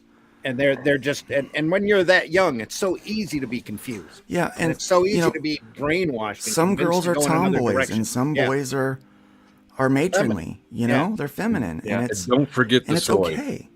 There's a lot of soy in our food and drinks and everything else. Like, that stuff does affect us. It affects your hormone levels. Yes. Yep. And there's a lot of chemicals everywhere that do that. Yeah, but because of this weird ideology that we've got, we automatically go to it's this, and if you say that it's something else, oh my God, you're bigoted and you're terrible. Yep. No, we have no one on this panel has a single problem with anyone that's transgender, gay, or anything else. But not everybody is that, you know? Yeah. Because people are, it's like what Shrek says. Like, if ogres are like onions, I think people are like onions. There's different layers to them, you know? There's different aspects to their personalities. And we dilute people down to a single aspect of who they are and say that is your identity. Who you have sex with is your identity. And No, it's sadly, not. in the years and generations to come, they're going to look at that and look at that opinion the same as we look at stereotyping, cultural stereotyping today, Yeah. and see how wrong it is. Yeah. Get off my swamp. Yeah. Well done, Luke. Yeah. That was a beautiful way to introduce a Shrek quote to the stream. Much Well so. done. Right. My greatest fear Ogres is are like onions. They've got layers. Yeah. Nice. Layers I'm upon over- layers. I'm over here in Canada, and to be honest, like I have to be careful now because they're putting out these crazy new laws. I'm not even sure if I can talk about this subject like legally. You know, There it is. it's That's that Soviet stuff I was talking about. yeah, you can't. I'm like, okay, like you guys are just talking about it. I want to comment, and I'm like, am I going to be nailed retroactively or? Like, Yeah. They'll discontinue your bank service, right? yeah, Right, who yeah. knows? Yeah. man? Oh yeah, wow. gotta you be have careful. That point. Yep. That's There's wrong. this thing with like they recently did a statement. They're trying to pass this law which certain areas you can't make negative comments and you get fined and criminalized up to a certain range or like safe zone things for these individuals, and you can't say anything or do anything or be negative or whatever. And it's Orwellian or Huxleyan as you can possibly imagine. Yeah. Wow. Yeah. Well, and this is not new. So Yeah. I just want to say, whether or not there's this comedian, right, Owen Benjamin, and whether or not you agree with him or like his comedy, he made a comment back on Twitter in, I don't know, 2016 or something, and about I think it was a response to some actor trying to turn his kid, and he's like, basically said something against that. They kicked him off of Twitter. He lost his agency. He couldn't book any shows anymore. Like they excommunicated him out of Hollywood largely, and and even his banking, like PayPal, Airbnb, all that stuff. He was removed from all of that, and I really think that is like the canary in the coal mine. Like it's already happened to somebody in 2016, and this is 7 years later. So just keep in mind that it's going on already. Yeah, and it's not going away. I don't think it's going away. And that's just a comedian. Dealing with. Yeah. Like you were saying earlier, comedy was killed. Yeah, exactly. Yeah. It just gets worse from here, I guess. We've lost the sense of humor because it causes free thinking and individualism. Well, right, but also remember the story of the emperor's clothes, right? It was the person who mocked him for not having clothes on broke the spell, and they can't have that. No. You can't point out that this tranny stuff is it's a created trend. Yeah, it is. It's but how dare you say anything about it at this point, right? Yeah. How dare you? Like how dare you? How dare you? Somebody in the comments, I think it was Dave, Bristolian Dave, brought up, it's dysphoria. And I mean, dysphoria comes in a lot of different shapes and sizes, but it's still dysphoria, and that needs to be something that we address as such, because we're doing a disservice to people, really, when you don't give them all of the resources that they need. Because genders are binary. There's male and female. But the human personality and the psyche is multifaceted. Understanding, kind of finding you it can be a difficult thing to do sometimes. I remember when I was a teenager, I think I was 15, maybe younger, maybe 14. I was trying to figure out what kind of music I was into, right? Yeah. Because a lot of my friends like already knew, like, oh, I like this or I like that, and I didn't know. I didn't know what I was, because all I'd ever listened to was either, vocal bands, gospel from my mom listening all the time, or the oldies from my dad listening to the radio. I never listened to any popular music, right? Yeah. So I remember one day, Mom and Dad were gone, and we had VH1 and MTV, and they never let me watch those because they just didn't like them. They didn't like the channels, right? Sure. And so I never got to watch it. And so I started watching it. So I watch one channel, and Michael Jackson's on, right, on VH1. And I like Michael Jackson. I'm like, this is pretty good. I enjoy it. And I remember I was like, okay, I tried to emulate Michael. And I went back and I watched MTV, and Metallica was on, Enter Sandman. There we go. And I was like, whoa. Now that I like that, right? And so then I kind of sought out more of that. Now, as you're a teenager, you think that you've got to be one or the other. I was like, all metal, all rock, all the time. That was me, right? Yeah. But secretly, I liked a little country, and I liked a little hip hop. But you didn't say it because, again, it was tribalistic, wasn't it? Yeah. Even in the 90s growing up, it was tribalistic. But now I'm 42 years old, and I'll tell you, I like just about everything. And I'll listen to whatever I want, depending on when I want to listen to it. Yes. And I don't care if it's for the kids or for the adults. I don't care. If I like it, I like it. Same way with food, same way with TV shows, same way with comic books. If I like it, I like it. And it needs to get to the point to where I think that we identify the dysphorias, we help people find themselves throughout all this thing, but that we just, if you like it, you like it. If you don't, you don't, right? Yeah. And we stop caring about that and stop identifying people by these small little things, right? Like someone says, well, you're CG. I'm like, yeah, but that's one aspect of me. I'm also a lot of other things. I'm a father. I'm a husband. Well, and they're putting all of this, they're projecting all these ideas onto that title of CG. So that right, yeah, they're not in the community. They don't know anybody. So like they're just making an opinion, an uninformed opinion. Yeah, I'm like, well, you're a Christian, so you must have voted for Trump, right? And I'm like, well, I'm actually I was a registered Democrat until the last election. I was a registered Democrat, and I voted Democrat for a long time, in opposition to most of my family, because I am, believe it or not, very liberal in some of my ideas and my thoughts, especially when it comes to business. I do believe that marijuana should be entirely legal for recreation. Not that I partake. I don't. I'm not a fan of it. But I think that people shouldn't go to jail for buying some weed when you can buy alcohol, and alcohol does a whole lot more negative in the world than weed does. Yeah. Right? So, but to answer Dave's question, the reason why we're not doing that is because most of us are reasonable adults who understand that violent acts aren't the answer. Mm-hmm. Did you adopt a chimpanzee? My friend made that mistake. I tried to tell him to get a squirrel, a sequin glove. I did not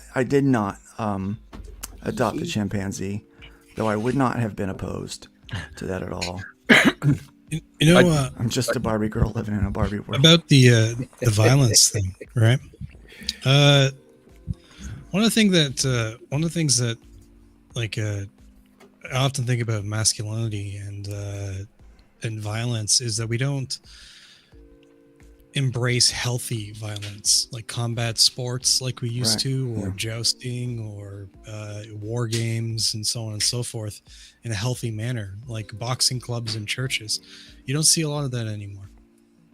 These like young boys don't have outlets that they can use and get the aggression out as much. But if we just blanket demonize violence as a whole, instead of figuring out healthy ways to do it, it can have negative impacts on masculinity. Yeah. And I think it's an important topic that should be brought up more often. Yeah. Well, I tweeted something out yesterday.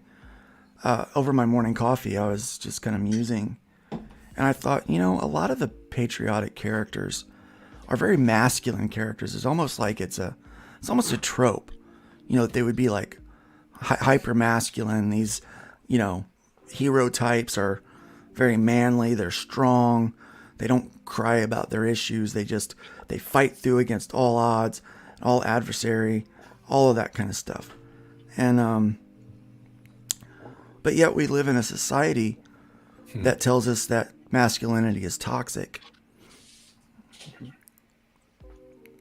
Yeah. So I was like, well, if masculinity is toxic and patriotic characters are almost always masculine, does that mean patriotism is toxic? Is that what they're trying to say? Well, I think the two overlap like a Venn diagram. Like imagine, think about some of the old propaganda posters, right? Lady Liberty and how she looks, glorified and all that stuff. Or, you need the hyper masculine male soldier image, right? So, I think that they overlap and it does attack. Yeah. Well, speaking of propaganda, I mean, you guys might remember, I think it was World War II. They had bulldogs in a lot of ads talking about how they were regal animals and they're loyal and they're strong and brave. And a bull, a pit bull. And so they had these pit bulls and they idolized these pit bulls, right? And people, people bought these pit bulls. And then after the war, when the economy started to boom and things like that, people that were in the closer together neighborhoods, they left those like tighter communities and went out to where they had a little more yard, a little more land because they had the money, right? And so they left. And so then it left voids. So people that had lower income started renting or buying these smaller locations, which became more inner city. Okay. But now when they left their pit bulls behind, and they bought and they got these the labs and the golden retrievers and and all those kind of things. These dogs that needed space to run. Yeah. Where a pit bull can survive in that small bit and just be happy. Just happy right there. All that pit bull needs is your love. That's all he needs. That's all she wants is ear scratches. That's it, And then there became this propaganda thing that started saying pit bulls were bad dogs, right? So within 5 years, pit bulls went from being idolized in the country to being associated with negativity, which made those ghettos associated with negativity. A lot of it largely motivated by race. And people don't think about those things, how propaganda works. Well-orchestrated propaganda can change a society within 5 years if it's well executed. And I think we've seen that. Oh yeah. Yeah. Yes, definitely. Comics can be propaganda. Oh, sure. Yep. Just about any medium can be. So recent comic biz departures. We need some good propaganda, though. Good propaganda. Some fun stuff, right? Subversive crap. Yeah. So in the business of fun, I mean, we're trying to make this thing happen. Looks like the past couple of weeks have seen a number of notable exits from the comic business. Some voluntary, some non-negotiable, some perhaps temporary, and others more permanent. Some inevitable, others unexpected, but each marking the end of an important epoch. Here are some off-the-cuff observations about a few of the big departures. So let's talk about Reed Pop's Lance Fensterman. So is this off your ICV2 page? ICV2. This guy does an opinion piece off of this for you to pay money to read. I believe this one's public as well. So Fensterman left. Fensterman was a fixture in the convention business, building and leading a team that ran some of the world's most celebrated and best attended geek culture shows.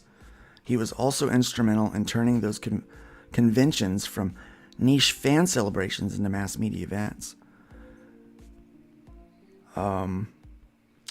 So he left. San Diego Comic-Con didn't need to be sui generis or whatever. I can't say these foreign words. I'm too Hoosier and I'm too white. Just doesn't work. Ike Perlmutter. Out the door. They pushed that dude out. We find that out last week, and we talked about the fact that Marvel is being split up in a bunch of different areas now. We have no idea where the publishing wing is going to land. Looking at their abysmal sales numbers from the last month, there's a good chance that we're going to see some big shakeups over there in Marvel. And I would imagine... Good. I mean, shakeups as far as how they do business, I think. They don't where care. the money's spent. Yeah. They don't care. You don't think so? Nope. I think they're going to minimize the publishing wing as much as they can because it's losing money. They might dwindle it down some, but their big rule, they're not going to pay any attention to it unless they lose serious money or make serious money. And there's no way with the product line that they have now, they're ever going to make serious money. Do you think we'll see the day where Marvel stops publishing new comics then? That's been talked about for about the last 10 years, that they're going to start subletting out their characters. Yeah, I think that they will keep something going for copyright reasons only. Well, I think they'll sublet for copyright. They might keep publishing. DC will always keep publishing, if only for the Wonder Woman contract that was signed way back in the 40s. If they stop printing Wonder Woman for a year, all the rights revert back to the Moulton estate. Same thing with Watchmen. If they don't print Watchmen after a certain period of time, the rights go back to Moore. Yeah, they'll always do it. Then they'll be smart. So they'll always be there. They'll always be printing something. You know, DC had a deal like that with Aaron Lopresti for his Garbage Man. They let creation, that go. Yeah. And they let that go for him. Yeah. Yeah, they could have. They had to do like one book every 3 years. Yeah. I think is what it was. When I talked with Aaron, I interviewed him. When was that? Man, that was recently that I had that conversation with him. There's probably a number of people out there who have properties with that kind of an agreement. Yeah. Was it when you guys were on my show? That might have been when it was, yeah. Yeah, and I might have taken over as an interviewer there for a minute. Hell, that's one reason I wanted you on. Yeah, I do that kind of crap, don't I? I'm like this is mine now. I'm a cowboy in this crap. This is mine. Here, I want to point this out because this is what hit me in this article. The thing with Perlmutter is that he come in at a time when Marvel needed somebody to pinch pennies and to make a company and to show some respect to the actual icons. That respect's long gone. Yeah. So Perlmutter, Ike is really looked at now as old school. But if it wasn't for Ike and Avi Arad coming in, you'd never have the X-Men cartoon that kicked off the entire MCU. Right. And started to bring respectability to these icons that were I'm out telling you. Before that, they had just sold rights out to anybody in infinitum. That cartoon hooked me on comics, by the way. Hooked a lot. I'd always liked comics. Yeah. But that got me to where I had to go that and the Batman every cartoon. week and buy new comics. And the Batman cartoon. Yep. Here's what I really want to point out. This part of the article, just so much of it upset me. To say the inscrutable Israeli entrepreneur. So why did we have to point out his race? I think they just threw that in. But that him and Avi came from the same military school over in Israel. Right, yeah. But it's like... Want me to read it? Yeah, go ahead, read it. To say the inscrutable Israeli entrepreneur had not made many friends in his quarter century as the landlord of the House of Ideas is apparently a bit of an understatement. By Friday, the internet was full of posts recounting Perlmutter's greatest hits in his Hall of Fame career as bad boss and loathsome person, from his expressions of racist and misogynistic views to his extracurricular activities in the Trump administration. Ah, there it is. There it is. To examples of his cheapness that beggar belief. He was tight. He was tight. Yeah, he was tight. Pennies, and he turned Marvel into what it became. He made it profitable. Short period of time when they were making billions of dollars. Yeah. He had a big hand in that. Now they just flushed him out. Thanks. See ya.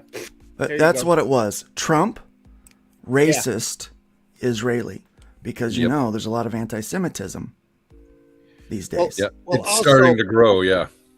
Also, people out not even normies. That's not a good word. The outside folks who don't understand comics look at the superhero genre as being horribly misogynistic. And Perlmutter knew and understand Marvel just like Aviera does, and the catalog that's there, and the reason those icons are there, and he used them to the best ability that he possibly could. And he was a hard line boss, just like Jim Shooter over at Marvel. Jim Shooter's got a lot of nasty talk and nasty reputation, but they made money when they were in charge, and they did it for a reason, and they had to be a hard line about that.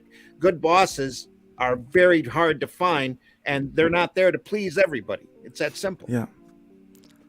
So, in our rush to bid good riddance to a figure who made a lot of people's already hard jobs harder than they probably needed to be, we should at least acknowledge that Marvel most certainly would not have made it out of the 20th century alive were it not for a couple of his big moves. Yeah.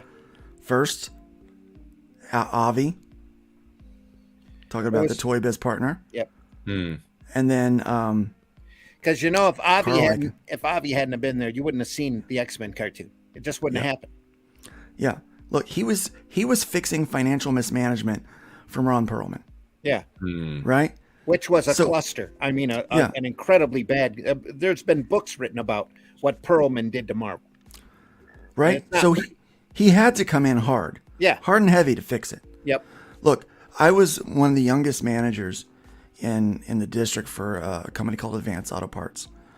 And I got the job. I would go into a store that was in need of help. Okay. Customer engagement was down.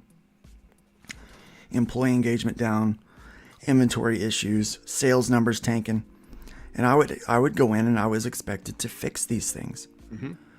And you don't go in there and fix these things by being everybody's friend. Yeah. Right. You have to make very hard decisions, and you have to be very hard-nosed about turning those things around. And I would give the people that were in those stores with me, I kind of gave them an option. I said, look, we're going to have to make changes, and I'd list some of the things that we were going to do. And I said, if you're on board with me, I'm going to make sure that you are taken care of in the end. I said, but if you're not on board with me, then you need to go ahead and leave now. Like this, because this is not going to work, right? Yep. Because you will be miserable and you will wind up leaving and you'll have a stain on your record. So I understand when you have to turn something around where you have to be, and he was the guy to do it. But I think we never heard anything negative about this guy. Yeah. Until this right here. Yeah. I never heard anything negative about him. Oh, he was no. a good gardener. He had a rep. He already had a rep before Trump came into office. Yeah. He was a Trump supporter, though, because considering his background, he was a conservative. And you would consider him as right-wing leaning. Okay. Plus, he was a major player in New York, so of course he knew Trump. Trump and him were sure buddies. He did, yeah. Oh, sure. So that's why we have Randy on the panel, because Randy knows this stuff and I do not. I love comics history. It's a mess. It's the most incestuous, one of the most incestuous industries you can ever imagine. I love it all. It's great to see all these people that have come in, and because the art form is amazing because it grows off of the backs of the previous person being screwed. And every time that happens, every time somebody's screwed, somebody figures out a workaround, because we are a creative industry. We are. And you turn the art form into something better. And that's what we've been seeing the last 4 or 5 years. People are getting screwed. People are figuring out workarounds. People are making it better in the long run. The old system was probably going to die, but the new system, the art form, will always survive. Grey Wolf says, my prediction is that Iger won't be long as CEO either way. The Perlmutter Peltz, Loeb, and Vanguard will band together, and there will be a glorious purge. Well, you might not see that purge that you're thinking if you've been watching the net at all. There are big rumors going around that Iger is looking at splitting up Disney. And once they do, Disney's going to become a leaner, meaner company, but other people will end up taking different factions. The rumor is that Lucasfilm is quietly being shopped around. Because they have screwed it up so bad that they just want to ditch Talk it about mismanagement. and walk past it. I thought I saw Now- something. I thought I now saw what something you- about Kathleen Kennedy was going to be taking over as a head somewhere, like over in Disney. That's not going to happen. I sincerely doubt that's going to happen. I hope unless that doesn't happen. Unless she goes in and politically wiggles her way in. But Iger never really left. He just put Chapek up there to take the heat until he decided to come back. Well, that and the fact that he decided he wasn't going to run for president.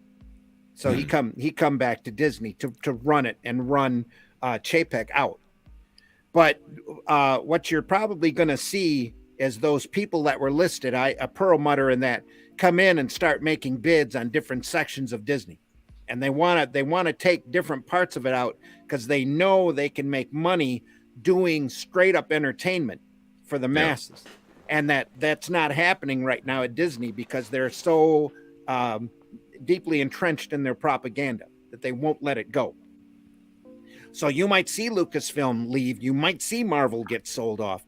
There's any of a lot of possibilities. That's just going to make Iger look stronger.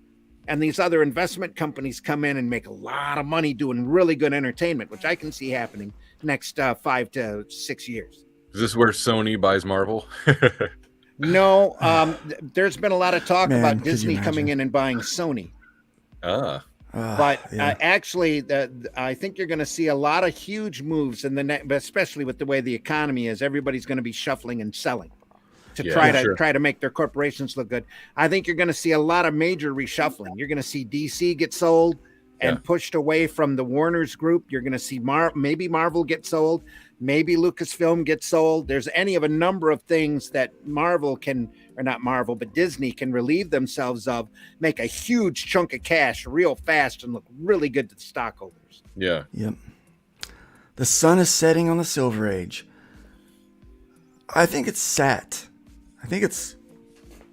We've kind of been in a midnight. Now there's this new movement, the Iron Age. I kind of held off on that. Now, Aaron, you were a big supporter of the Iron Age thing. Yes. Early on, and I'm I wanted to find out, is this is this really a movement that people are getting behind, or?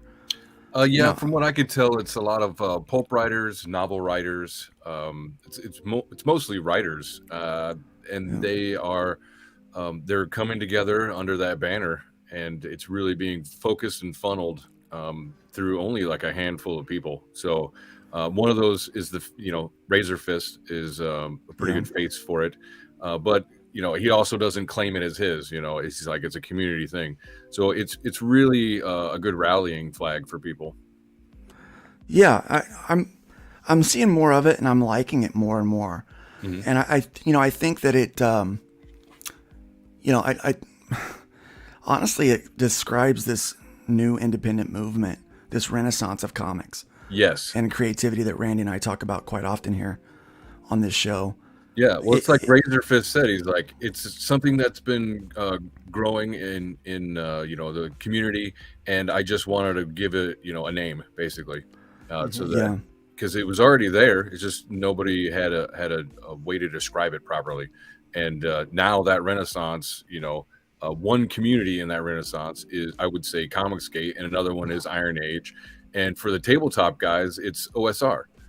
So that's why I'm trying to bridge those three together, because even though we don't have exactly the same stuff, we agree on a lot of the same stuff, and a unified front is what's needed right now. I do. I agree. It's I kind of feel Fun My Comic is a nice place for all of that to I do too. I was looking at it. Sorry to interrupt. Yeah, we were looking at it on the show Friday, I think, last Friday. And yeah, like there's tabletop stuff, there's there's books, there's comics. It's a really good funnel to get all of those guys together in one spot. I just wanted to say Dr. Mask's Retro Elixir. He says, what's OSR? It's old school Renaissance in the tabletop world. It's people going back to like first edition D&D. Or just maybe not going back, but at least encouraging. Also, Castles and Crusades. It's kind of sad though when you get down to looking at the really hardcore entertaining stuff as being old school. Yeah.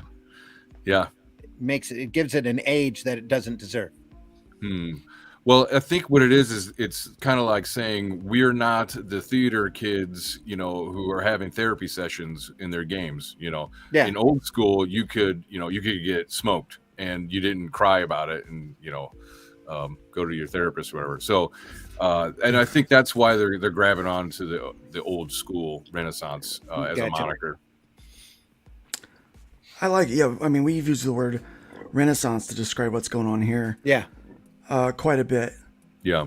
So I like it. I'm kind of like where it's going, and it's nice to kind of rally people together. And, for sure. And obviously, CG community I think is very niche, but that doesn't necessarily describe a lot of people over there. I mean, it's such a diverse group. Yeah. And that you kind of get lumped, and a lot of people are lumped there not because they maybe wanted to be, but necessarily, but because they're kind of forced into it. Like I feel like Peter Samedi was almost forced into it because he was asked to kind of disown a fan, someone that was giving him money, and he's like, "No, I'm with them." And so it was like, fine. He's like, you know what? CG people have never made me try to draw a line like that. So this is where I'm at, right? Yeah. And which is very similar to me. 60% of my backers were Comicsgate people, right? So, and Randy remembers when I made this declaration, it was because I was getting pressure from a partner to disown some of these people, and I'm like, no, I'm not going to do that, because 60% of the people that were giving me their money, identified as that, and you want me to tell 60% of my fans that I am against them and that I want nothing to do with them? That's ridiculous. Yeah.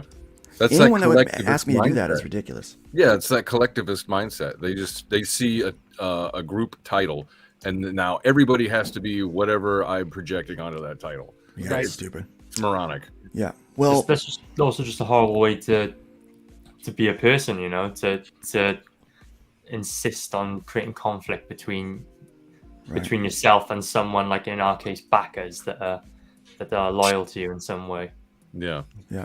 Speaking of moronic, this is old. Okay, this is March of 2022. This was last year's kind of Easter thing that we were dealing with, but we weren't as topical with the news last year as we are this year. This Sunday is Easter, in case anyone forgot about that. Of course, Easter is the pagan holiday that we've inserted Christ's resurrection into for purposes.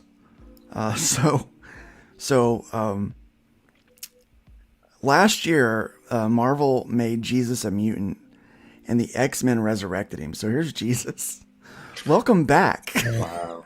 Impossible. No, see, wouldn't they be like, hey, that can't be Jesus. Jesus wasn't white, right? Like, there's got to be a whole crowd that is saying that he's too white. Hashtag Jesus so white. I don't know. Welcome, Devil Flyers, on the panel now. Oh, did somebody mention Jesus? Hey, what's up? I would be honored if you would walk with me. There's a matter I would broach Messiah. What the heck? Yeah, he's referring to her as Messiah. Yeah. What is he growing from? Wow. Like, it's just, what is that? I don't know. Ugh. Really weird. Please don't call me that. The devil's anus. Whatever you wish. So he called her Messiah. Please don't call me that. Whatever you wish.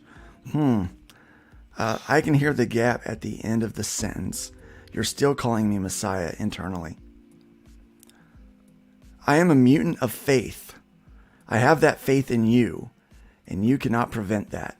Your coming rekindled the I can't say that word. I can't of mutants. Some words I have trouble with. Certain Fecundity. Yeah, certain consonants together. Yeah. When I had to relearn how to talk, my tongue doesn't work the same way it used to. It sounds so intellectual. That's that's really an intellectual word from a writer who's writing down to his audience. Yeah. The Holy Spirit came upon you. So this is when Marvel lost me last year. Okay? The Holy Spirit came upon you. This is blasphemy of the Holy Spirit. For a Christian, this is absolutely not at all. Like, this is as bad as you get. This is, you blaspheme the Holy Spirit. You step away because you're waiting for the lightning to strike. This design is an old 80s or 90s design. It looks like Exodus. If you know the character that was called Exodus, it doesn't even look like an original design. It looks like a knockoff of one of their lesser known characters. Wow. And then she says, the Phoenix? The burning space bird came upon me? There's no need to get religious. Wow. The Nazarene mutant inspired a church among the humans by raising a couple from the dead. I just watched you beat that in the last 5 minutes. Jean Grey is now more powerful than Jesus. And now you have given us an actual heaven. They don't like using that word. An actual The waiting heaven. room is just a backup. Yes, which is a cowardly word for heaven. They don't like saying heaven as it scares them with its honesty. Oh my gosh. Who wrote this? Yeah, but imagine being the one to write it Karen and to Gillan? sit down at the end of the day and think, job Straight well into done the there. pit. Okay. Right, just throw them right into the pit. Well, this is why those numbers are where they're at today. That's like I think so. One of many reasons, actually. I think so, because a year ago they blasphemed the Holy Spirit, and today they're doing that. One last bit of news here. I don't know Happens if you to saw the this. pagans all the time. You'll get used to it. Like Yeah, Thor happens is to- not blonde and handsome like that. Sorry. No. According to Variety, Jinx Monsoon, winner of the 5th season of RuPaul's Drag Race and 7th season of RuPaul's Drag Race All-Stars, has been added to the cast of BBC's Doctor Who series. It's reported that Monsoon is set to play a major role in the series. In a galaxy of comets and supernovas, here comes the biggest star of all, Jinx Monsoon. Burnout. Is on a collision course with the TARDIS, and Doctor Who will never be the same again. Didn't they just learn? Yay. Russell T. Davies. No, they didn't learn anything. No, Oh, Russell God. T. Davies does it again. That guy is Davies is in charge of the Who franchise right now. Double down he's on weird. stupid. Double He's down weird, Is on that man. Davies boy. there in the booth? Is that the gentleman? That's Yeah. Davies right there. That's yeah. That's Davies. Davies is Yeah. kind of a pervert. I mean, It looks just looking at him in the booth there. It kind of looks like He chooses looks 5 like every he's about time. to get spooked by somebody yelling at him. He chooses 5 every time. I'm telling got you. the trench coat and everything. My Christ. mother-in-law has met him and said he was rude in person, so there's that as well. Yeah. So nothing good about this guy. He's a D-bag. So he did bring the first female doctor, which has not been popular. Dumb. Here's the thing. I think that it's not just that they turn the doctor to female. I don't think that's really No. all of the issue. The issue was is the all writing the is really, woke really message. bad. Oh, people would have followed that series Yeah. like there's no tomorrow if it was entertaining and written well. Yeah, Russell, it just It doesn't matter the wasn't gender. one who brought the Jodie writing Yeah. the writing started to suck with Yeah. Matt Smith towards the end. Very no. And then about halfway when, into Smith. Yeah. Yeah, and then when Capaldi took over, it was abysmal. It Yeah. was absolutely boring. And He Capaldi was- was an excellent doctor. Again, was an with excellent bad doctor. writing. And he Bad wanted writing, to I couldn't play keep the up. role. He was a fan. From He was. way back. I Yeah. couldn't watch the show anymore, and I'm a diehard. Look, you guys don't normally see it, but I've got the frickin' scarf. I've got memorabilia everywhere. I was as big a Doctor Who fan as I am a Star Wars fan. I got the freaking TARDIS. I've got the sonic screwdriver pizza cutter. I've got a every few sonic episode. screwdrivers laying around here. Yeah. Yeah, I mean, I'm a huge Doctor fan. I got got the Matt Monopoly Smith game. staring at me over here. Like I've got a 1/16 scale Matt Smith.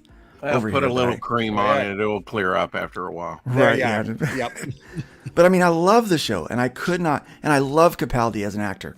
Yeah. Could not continue to watch the show anymore. Exactly, Dr. Mask. Doctor Who, rest in peace. Yep. It's not just Doctor Who. It's not just comics though. It's everywhere. They're It is. the collectivists, as you call them, are attacking everything from country music to beer to whatever. Is that her? Or him or it? Star Whovian. Yeah, Star Whovian says this. And it's funny, they got a Capaldi image on their Twitter. Let's be honest, casting Jinx Monsoon in Doctor Who as a major character simply won't bring people back watching the show. It's only going to drive more people away. Amen. I think that's going to be the case because this is pandering beyond all pandering. Oh, God. Yeah. There's the current Doctor right there with Davies. Right. Wow. Yeah. Huh. Like, Yeah, where's this is the new Doctor right now. How to think get better Oh, parts. to drive people away though, right? Like demoralize instead of build a fan base. They don't want to care. They want the agenda. That's all that matters.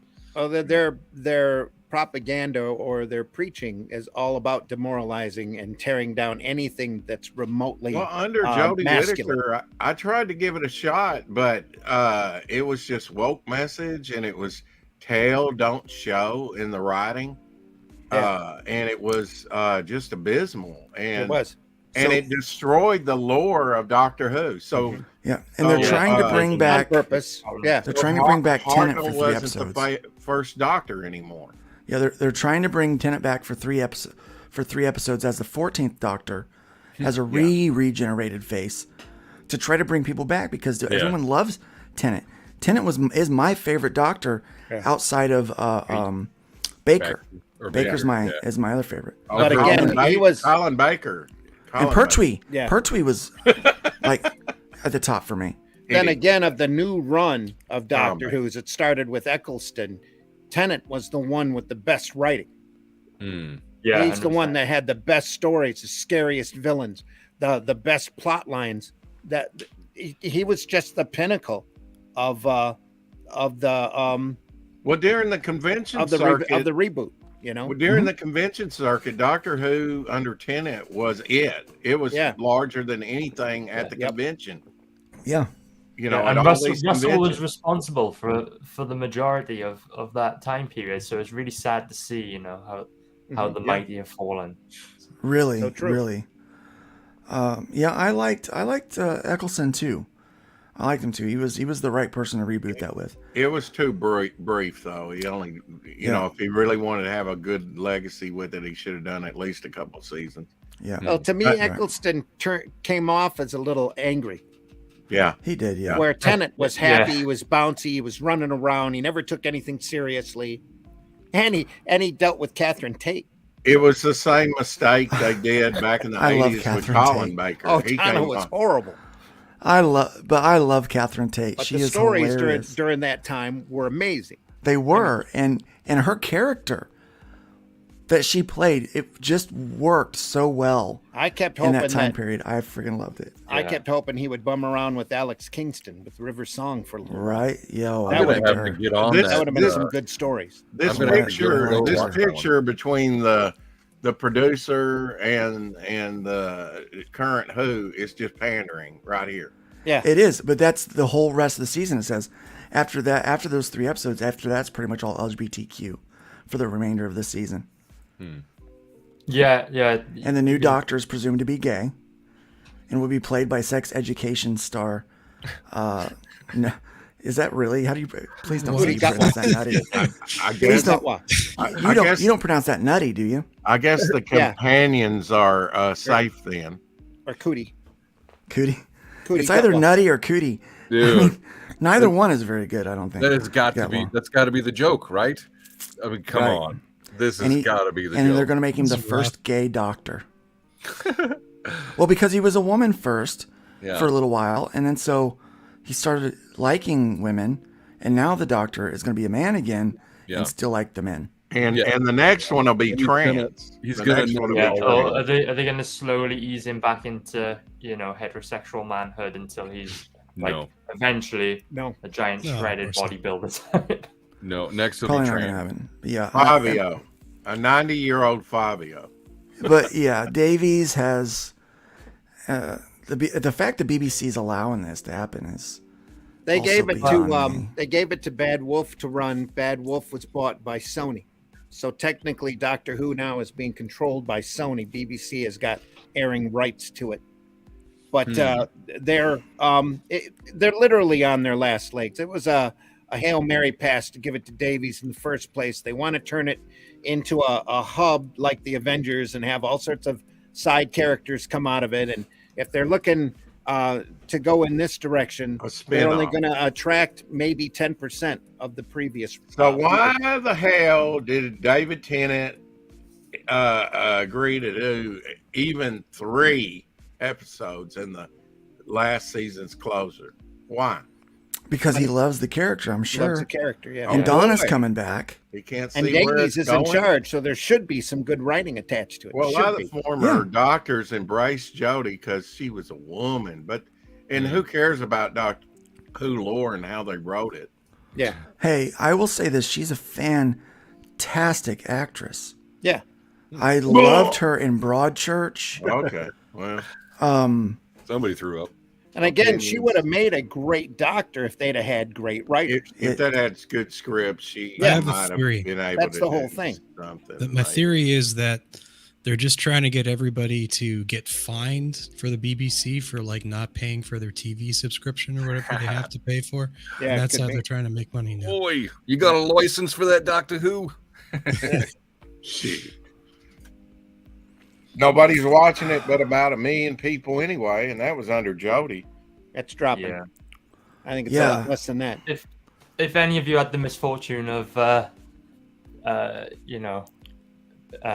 the BBC on a regular basis, like I get to see a lot, it would not come as a surprise to you, all of these recent Doctor Who updates, because any program you watch on the BBC, whether it be nerdy or not, or even something just as straightforward as the news, you would expect this sort of thing. It is the BBC is much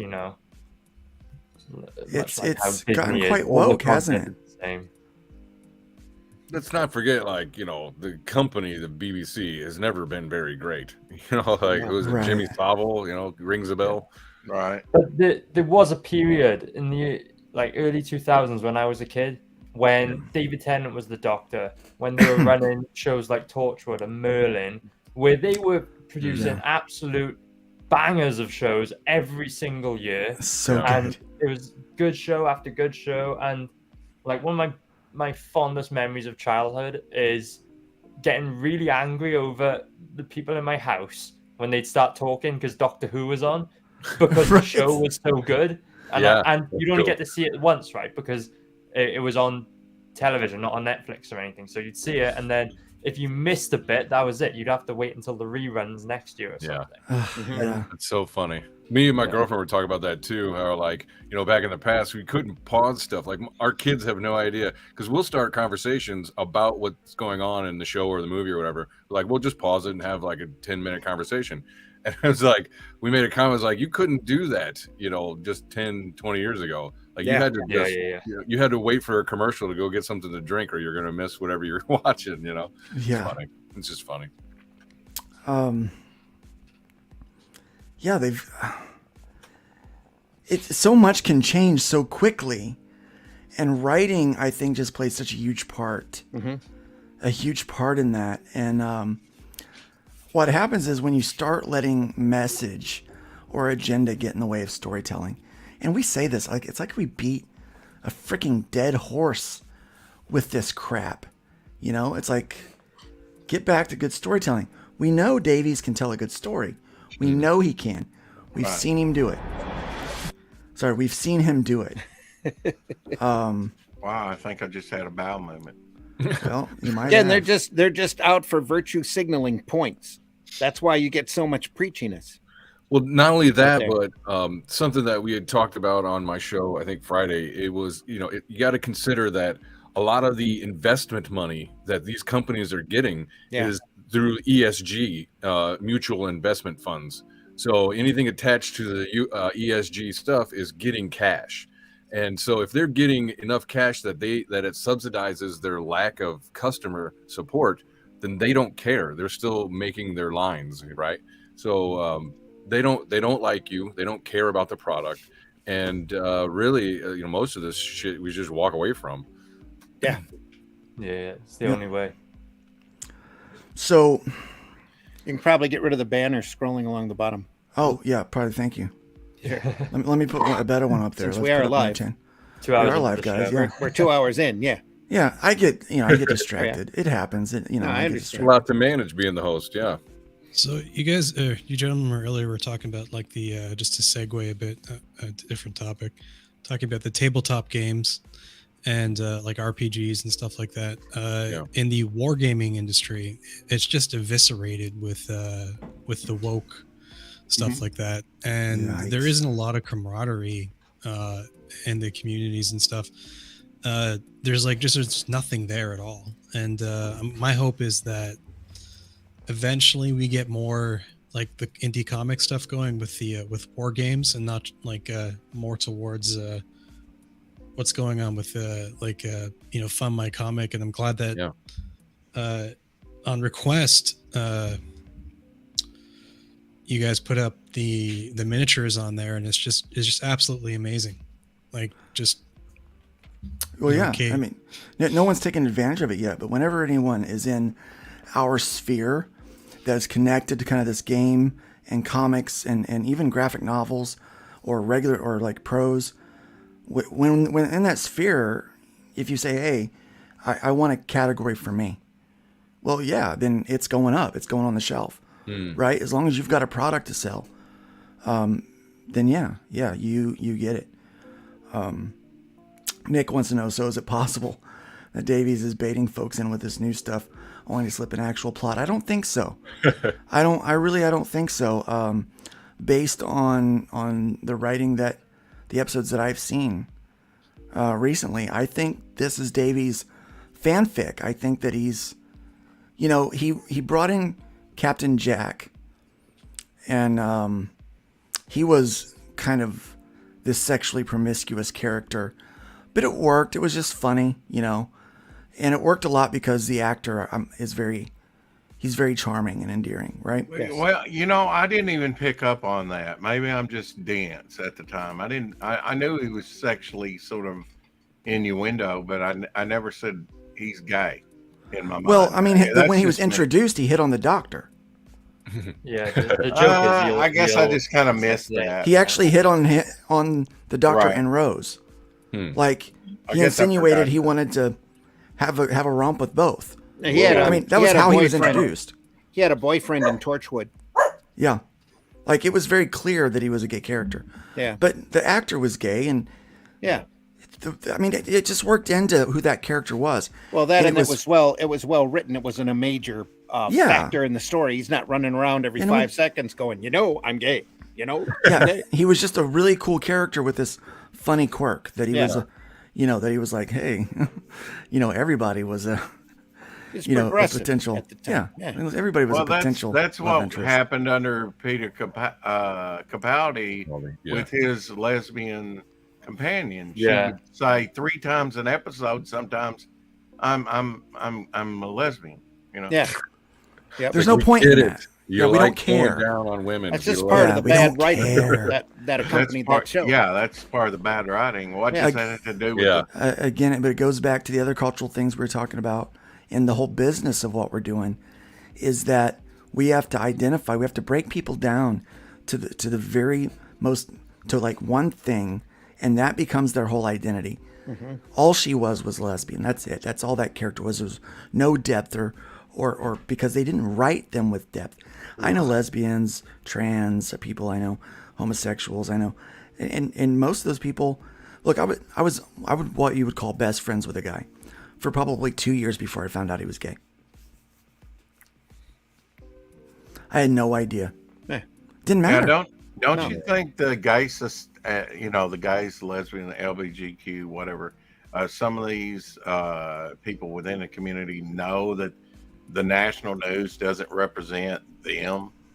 I mean, just like the gay bakery, I think we talked about. There was a couple lesbians go out. We support this guy not to make a gay cake because we're gays. We have a bakery and we don't want to do an anti-gay cake. Yeah. They get it. And they say the national agenda of their quote representation of us does not fit in with the people that we know. Yeah, it's crazy. But again, you start doing that and it's like, I don't need to know that they're gay again. Like, what else? Right. You can be gay and also do something else. Yeah. Right? So, which Captain Jack did. But now it just feels very... But it's the reason why we have alternatives, right?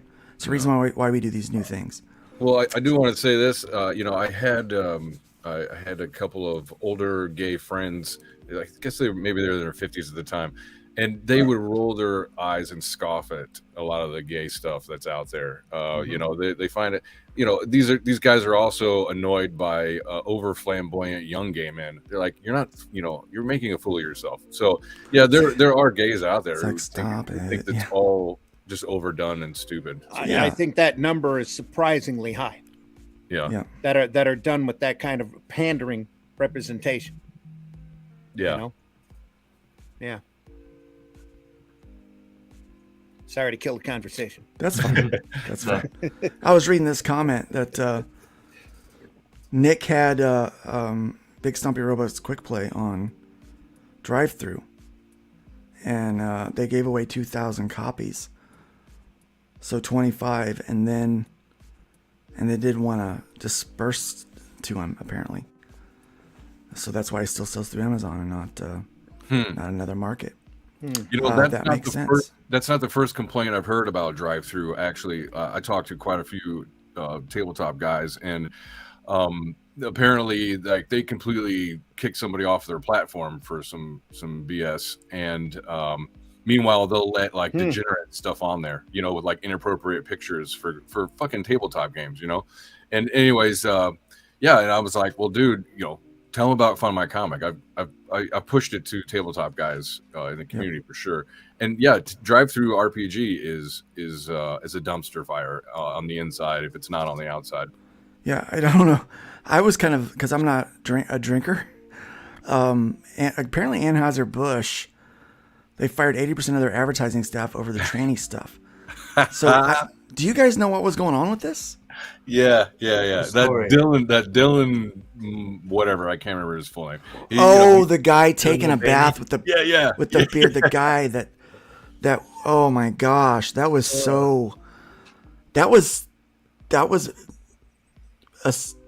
a paid for ad by Bush. Yeah, they did a can. It was Bud Light, with Dylan's face on it. So is that why Kid Rock Grandpa took his AR-15 and shot up a bunch of and said F Bud Light, F Anheuser-Busch. She shouted while wearing a MAGA hat after shooting at cases of Bud Light with what appeared to be a semi-automatic rifle. As of Wednesday afternoon, the video had over 1.2 million views and hundreds of comments, many of them praising the musician's choice of target. Yeah, and the fact that he had a semi-auto weapon. I'm reading apparently this from NBC News right now. Asked about his partnership with Mulvaney and the subsequent backlash, the spokesperson for the beer conglomerate said Anheuser-Busch works with hundreds of influencers across our brands as one of the many ways to authentically connect with audiences across various demographics. Yeah, but that demographic is like less than 1% of the society. Well, that's the whole thing. Now that you've got these social platforms, the fringe elements are the ones that are the loudest, and apparently they're the ones that end up getting heard the most. Yeah. And unfortunately, they're still fringe elements. It's not real life. Twitter is not real life. That's like what? That Dylan, even in that community, Dylan is a very slim representation of that community. And if they'd have done their research, the real research, they would have figured that out. But he was an influencer. He's got a couple million people following him, not realizing most of them are doing it to laugh. You know, they're doing it for the entertainment value, unfortunately, yes. Yeah, he's putting himself out there, which, I mean, bully for him, because it's hard to put yourself out there. I'm looking for an article saying that they fired the majority of their advertising staff, and I'm not finding it. Yeah, I don't know. I haven't heard about that yet. I think that's going to make national news when it happens. That's something the media would totally ignore. Yeah, so Nick said he sold 25 copies that they didn't want to disperse his money. Yeah. So Drive Through RPG, Agent Zero, I don't know if you want to talk good about him or not, but it doesn't look like... We got a 3 hours to go. New York Post. Yeah. Sure. I'm home, and this is what we're talking about. Travis Tritt. Let me with Kid Rock. Stop real quick. Yeah. Come on in, Hojo. Let's talk about this stuff. Full disclosure. Grey Wolf. Yeah, it's not popping up on the main Google search image, but search engine, but that's not surprising. Yeah. Dreaded Dinosaur attacking beer just woke up the people who ignore pop culture. Yeah. Yep. Like, yeah, really. The people that are like, whoa, hold on a second. Yeah. Why'd you do this to my beer? all the people too busy working to pay attention to the dumb shit, right? And then they're like, what is this? Yep. Because the thing is, when you ignore it, that's what happens. That's where we. So, you know, as a Gen Xer, our whole mentality in my generation was just keep your head down and ignore everybody else, right? Just do what you want to do and leave me out of it. It'll be fine. We didn't think anything like it would be. But while we'll have our head down just ignoring these people, they try to take everything over. Like they're very militant in their planning and what they try to do. Next thing you know, your liberties are being taken away. You know? And I know people are going to complain about that. I've got a couple people that are, you know, right now as they hear it, they're angry, cap locks. You know, going nuts, you know. Triggered. But our liberties that we have to do, you know, freedom of speech, to be able to think freely. I mean, now they're trying to, people are trying to tell you how to think and how to feel. And if you don't think that, then you're an ist or a phobe, when that's not true at all. Sometimes it's true. I'm not going to say it's never true, but that's not the case. Like, I have to be careful when we talk about subjects like this, because like I said before, Canada is going down that path. They just passed, or they're trying to pass this new law. I don't know what I can talk about or the extent of. So like when you guys are talking about the beer thing, I'm just like, I can mention the beer thing and that's it. I'm just going to be safe. Try not to become part of it or get thrown in the gulag. And we still have a little bit of freedom here on this show, apparently. Who knows? Who knows what that will say? You say community, but just like the ethnic labels becoming a community, they aren't all lockstep with each other. So tired of the monolithic. I agree. It is BS. Speaking of BS, so we know that we are creating kind of our own parallel universes to these things where we can enjoy good comics, good games, good writing, good entertainment. That's kind of our thing. Sure. That's what we want. So I've got a trailer here. We're going to play this trailer. And Aria, you're going to tell me what it is you're making, because all the stuff that we have looked at today, we are the response, right? It's one thing to complain about, it all sucks, right? But it's one thing, we look at the business, we see where it's at, and we know where it's failing. This now, folks, for the for a lot of people watching between the two platforms today. Cool. Wow. I mean, we're looking at good. We're looking at probably 40 people.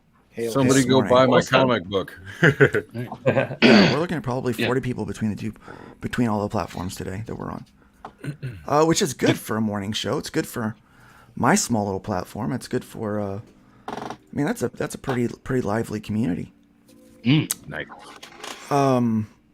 Yeah, Nick says as we will do this. Gee, I wonder if they are attacking beer to get everyone paying attention because involvement is billable commodity. Yes, it is. I think you're right.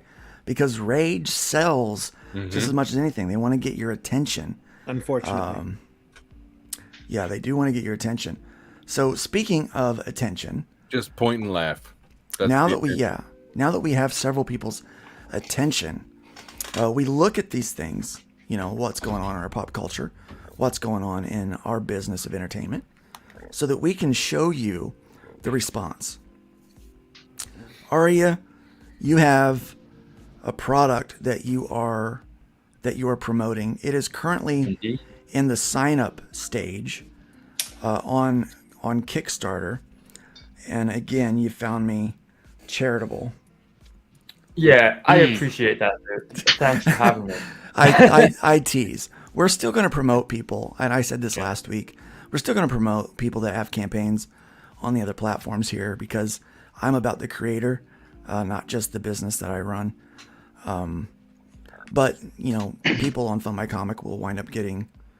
Yeah, they're the special. They get the VIP pass. They do, and it's it's intentional because I owe it to those people that come in, especially in these early stages. 5 weeks tomorrow. 5 weeks we've been live, and we're going to show off a little bit on the site what's going on, especially since Hojo's here. I changed my pinned tweet to the Fund My Comic. My pinned tweet is now Fund My Comic. Sweet. It offers an incentive for creators, if you're saying, I'll give you special, a little extra special treatment if you are on my platform. That makes total sense. Yeah, I'm. You're supporting me. I'm gonna support you. Yeah. Because really the platform is for everybody else.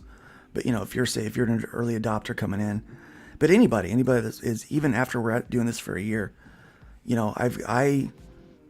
I owe it to you guys that are on the platform for me to give you my best effort every time. And so we're going to continue to give extra special treatment to, like, The Fool is on Fund My Comic, just launched on the 1st. We're going to talk about that a little bit today too. So for the next 45 minutes or so, we're going to wind up talking about a lot of really awesome alternatives to the crap that's out there. It's fun to go over the news. It's fun to give our opinions, but this is where we learn a little bit about things. Now, Aria, you are a publisher? ? Yeah. We've so you all saw me a couple of years ago doing the Tailless, doing the rounds for Tailless, and I've teamed up with the Graphic Goose now, who, like I mentioned earlier, is one of a very exclusive club of CG. Part of CG Wales. So yeah, three-member club there. Yeah, the triumvirate. We're taking new recruits. So if anyone else has got Welsh blood in them, let me know, and we'll send you the sign-up sheet and all that.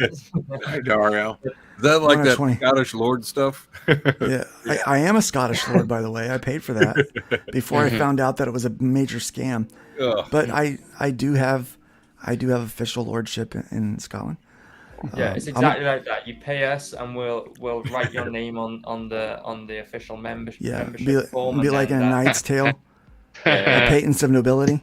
Yeah, exactly. Thank you. But yeah, so the Graphic Goose is an amazing Welsh artist. He does some beautiful pencil and ink artwork, and when he approached me with this project, I just couldn't help myself. I had to get involved somehow. So yeah, like, it sounds to me like you guys enjoy comics without agendas, with good stories. That's this in a nutshell. So I'd like to encourage all of those 40 viewers today. Hit that notify me on launch button. Let's watch this trailer, guys. Check this out. Yeah, let's watch the trailer.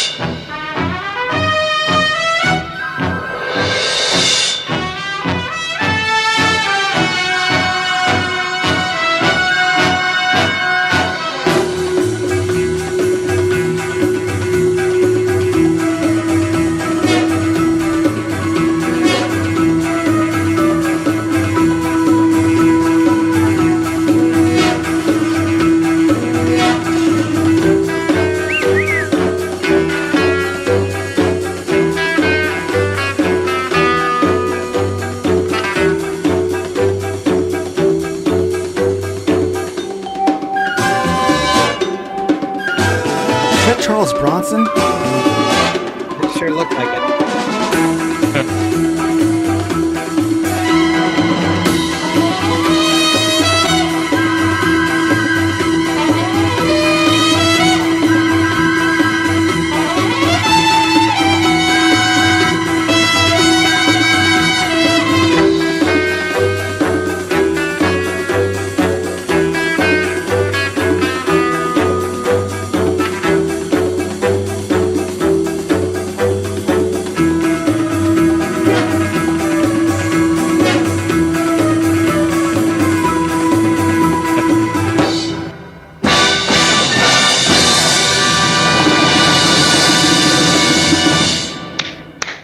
Bravo. That's Bravo. Yes. Oh man, the That music's is like Get fun. Smart. Like fun. It's like Get Smart and Perry Mason, like some Alfred Hitchcock themes. I And love it. the music is just great. I love it, man. What a freaking winner. I'm glad you like that trailer. The graphic Goose made that, and it is it's definitely in the running for best CG trailer. The chat is loving it too. Look at this. Goose is loose. Pumped. That's how you do a video. Yeah. Where was the other one? Really dig the music. Really dig the music. Yeah.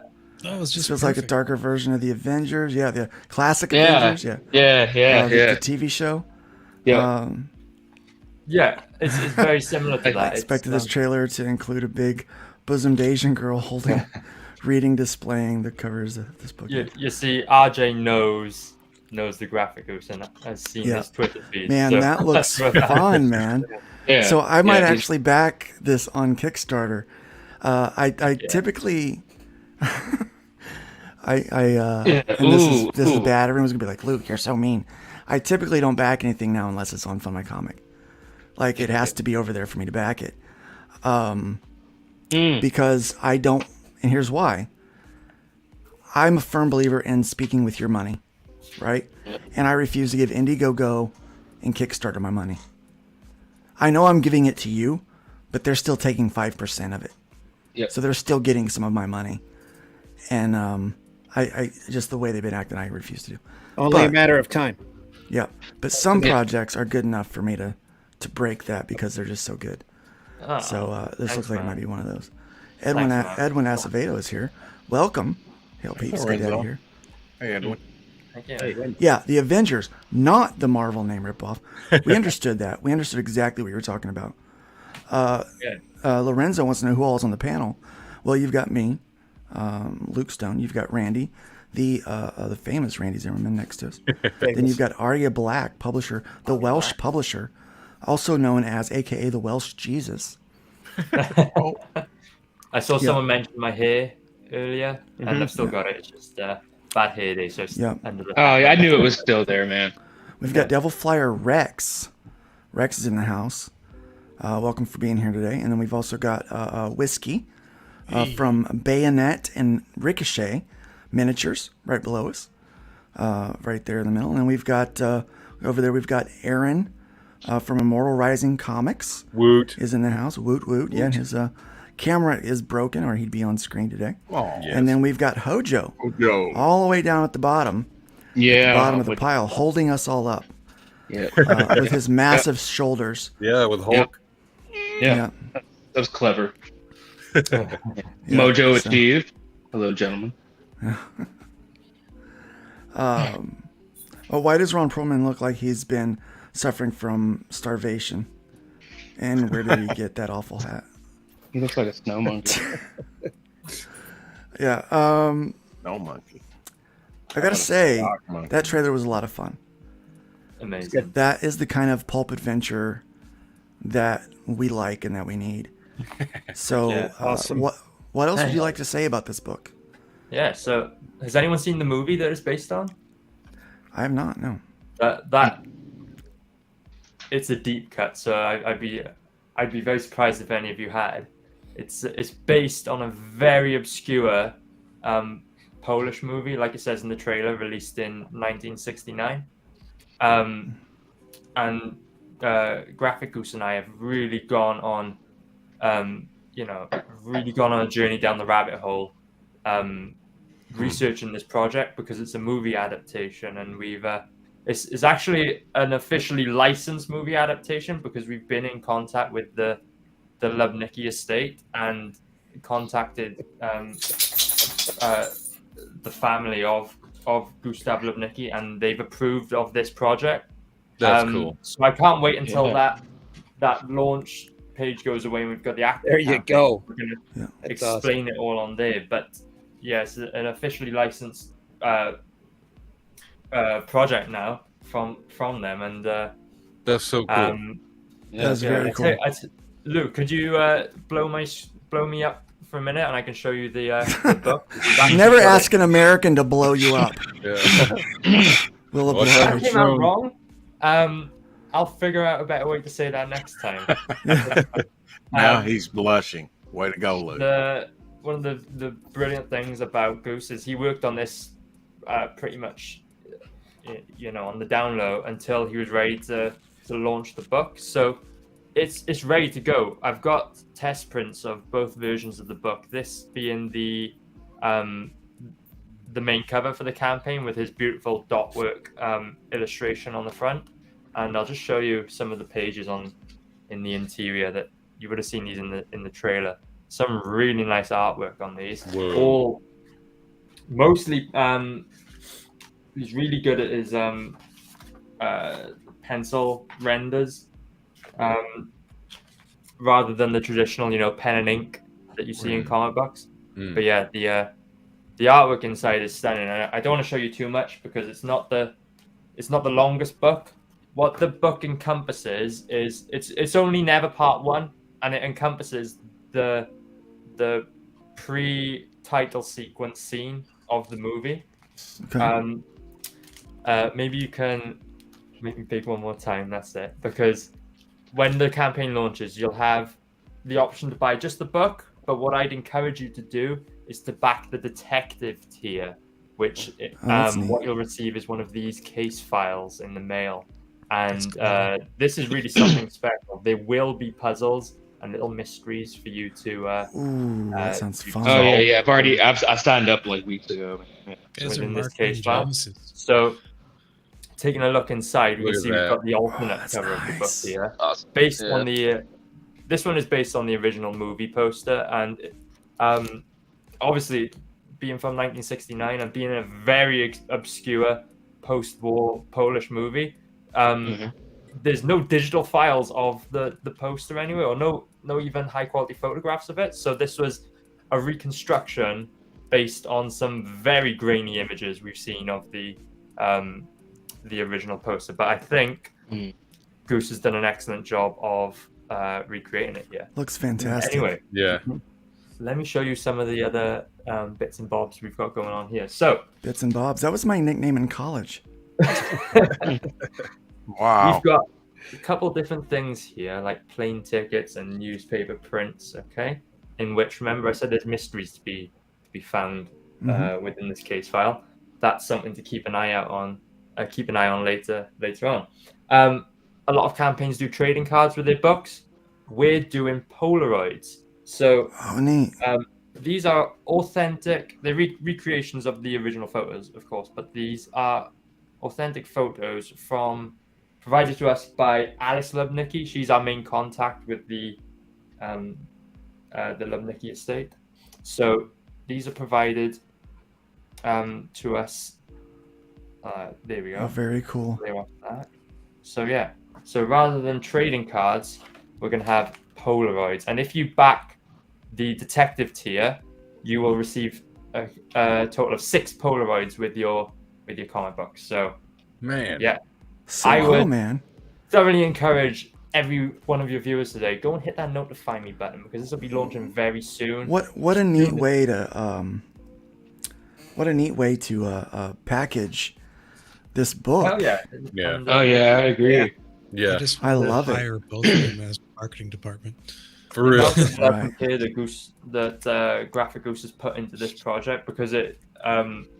He was the one that introduced me to it because he's so passionate about that movie, and it is.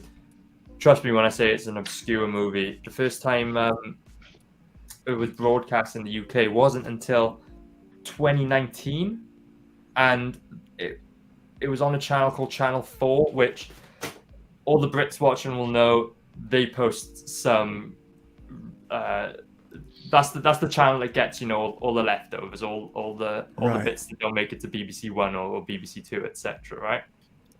So he saw it on this Polish Film Festival day, and they were just showing these random, really obscure Polish movies, and then he was so infatuated by it.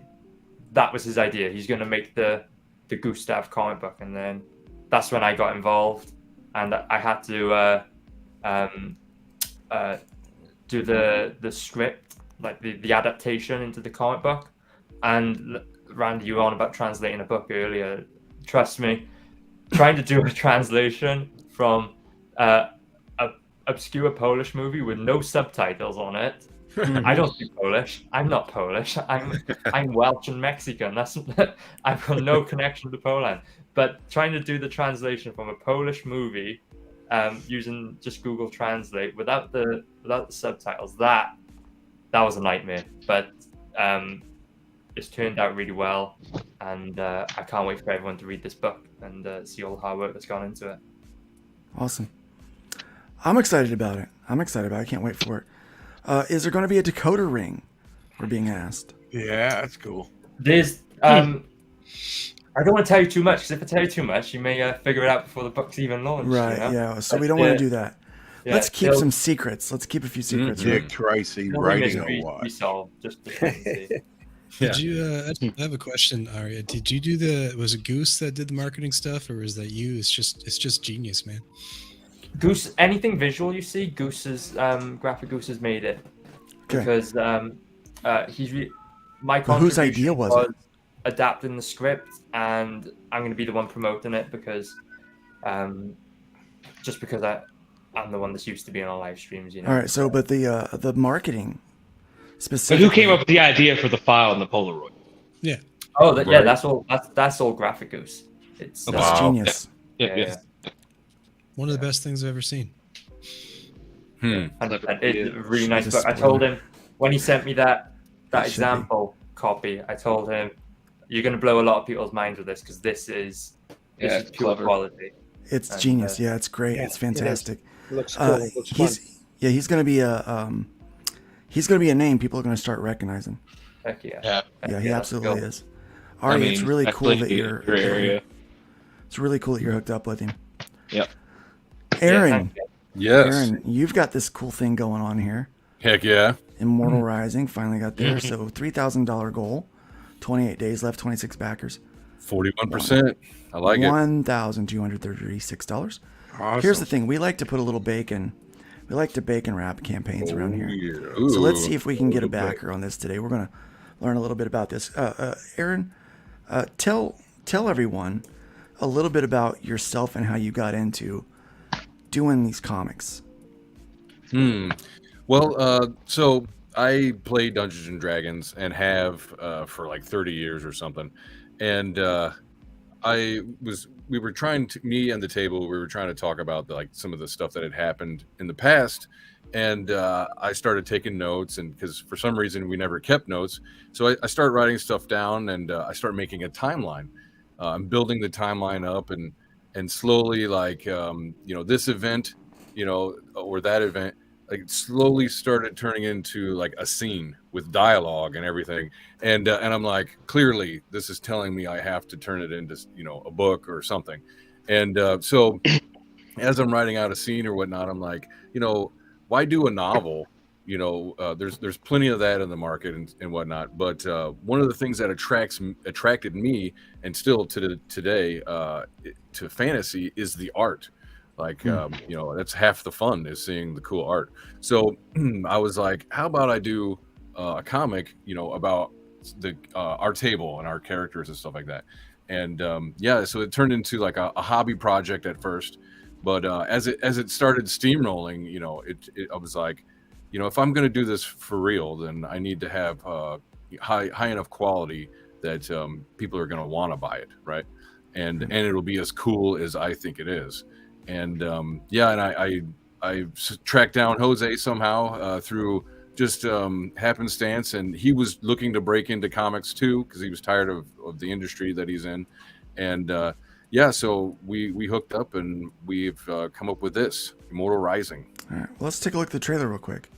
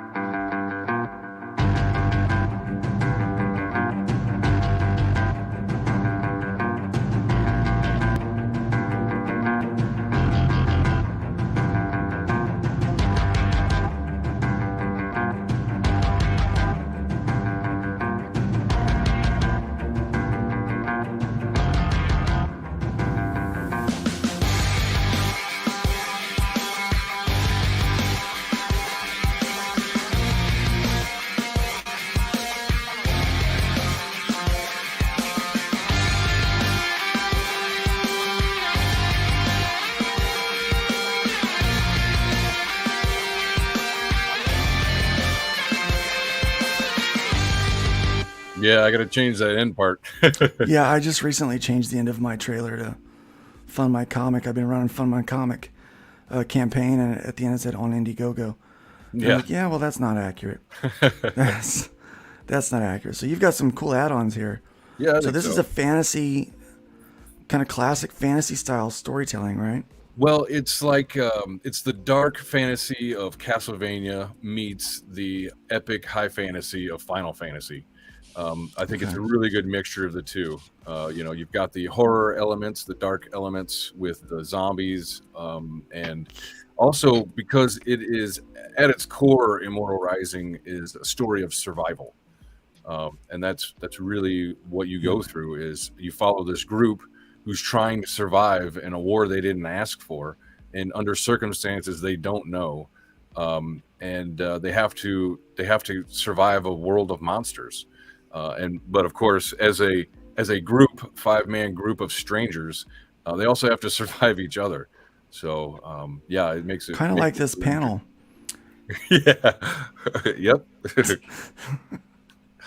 So and this here, that secret first immortal, if you go up to that, that is the first version of the book. So and that's just for people who like the artwork is more amateurish. That was the hobby book that I had originally made, and anyways, that's mainly aimed at anybody who's interested in one, for the full, Immortal Rising experience. You get to see how it started off, and if you want to contribute more than just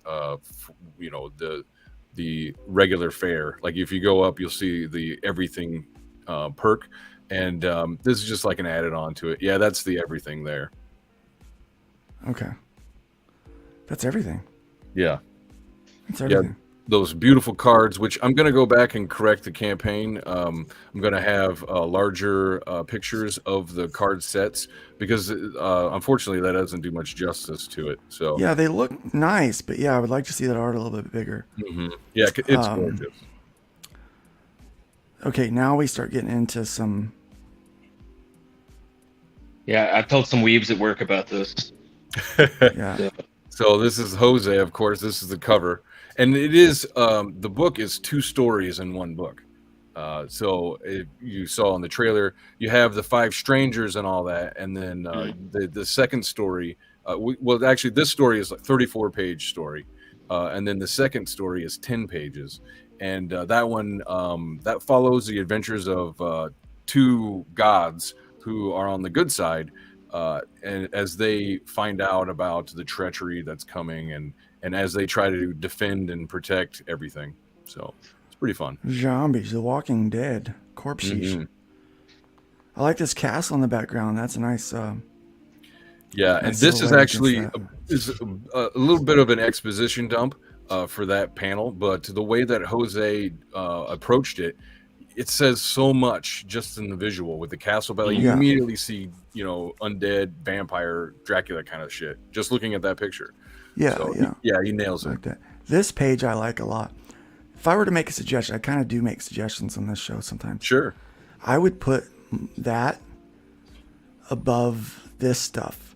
Have this stuff second, because I have to scroll before I get to see this really pretty art. Yeah. This will get you. This page particularly, that's 2 or 3 scrolls to get to that. Yeah. Let people see this right, because this page is fantastic. There we go. I love the layout. I love how that, how those panels break like that. It screams action and excitement. Yeah. Like, just to look at, without even reading it, like, it just automatically, you feel the chaos of the moment. Very good job, Jose. Very good job. And this does have a very kind of like anime cartoony kind of style to it. Yeah. Mixed with, it's very anime, because, manga is black and white. So this definitely has that feel to it.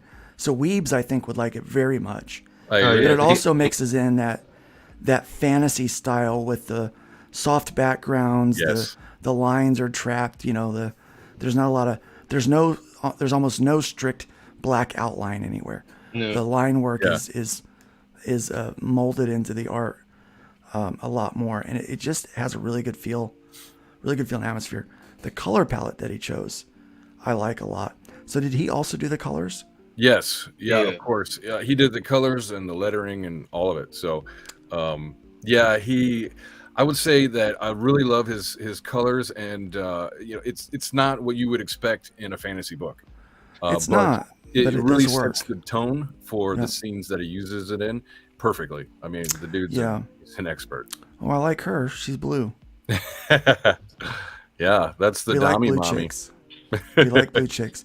This is I love that. Beautiful. Yeah. Man, you should crop him and make him a poster or something. Yeah. This image is just absolutely fantastic. Or stick that up in like a special header or something. This is show worthy. How good that is. Wow. This looks good.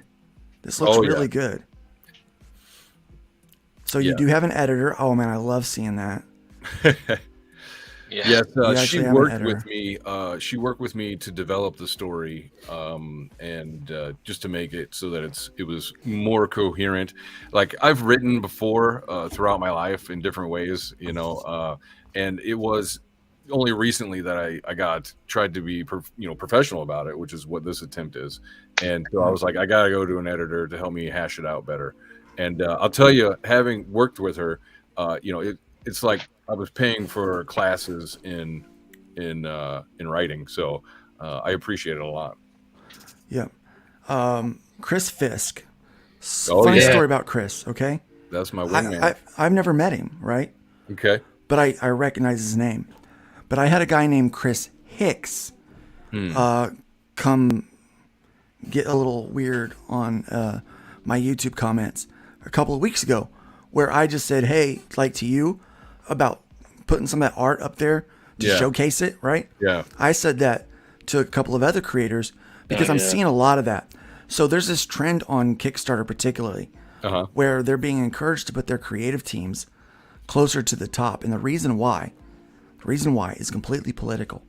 Because if you can show that you have a diverse creative team that clicks off demographics, checkboxes, you're more likely to get projects we love, right? I gotcha. But guess what?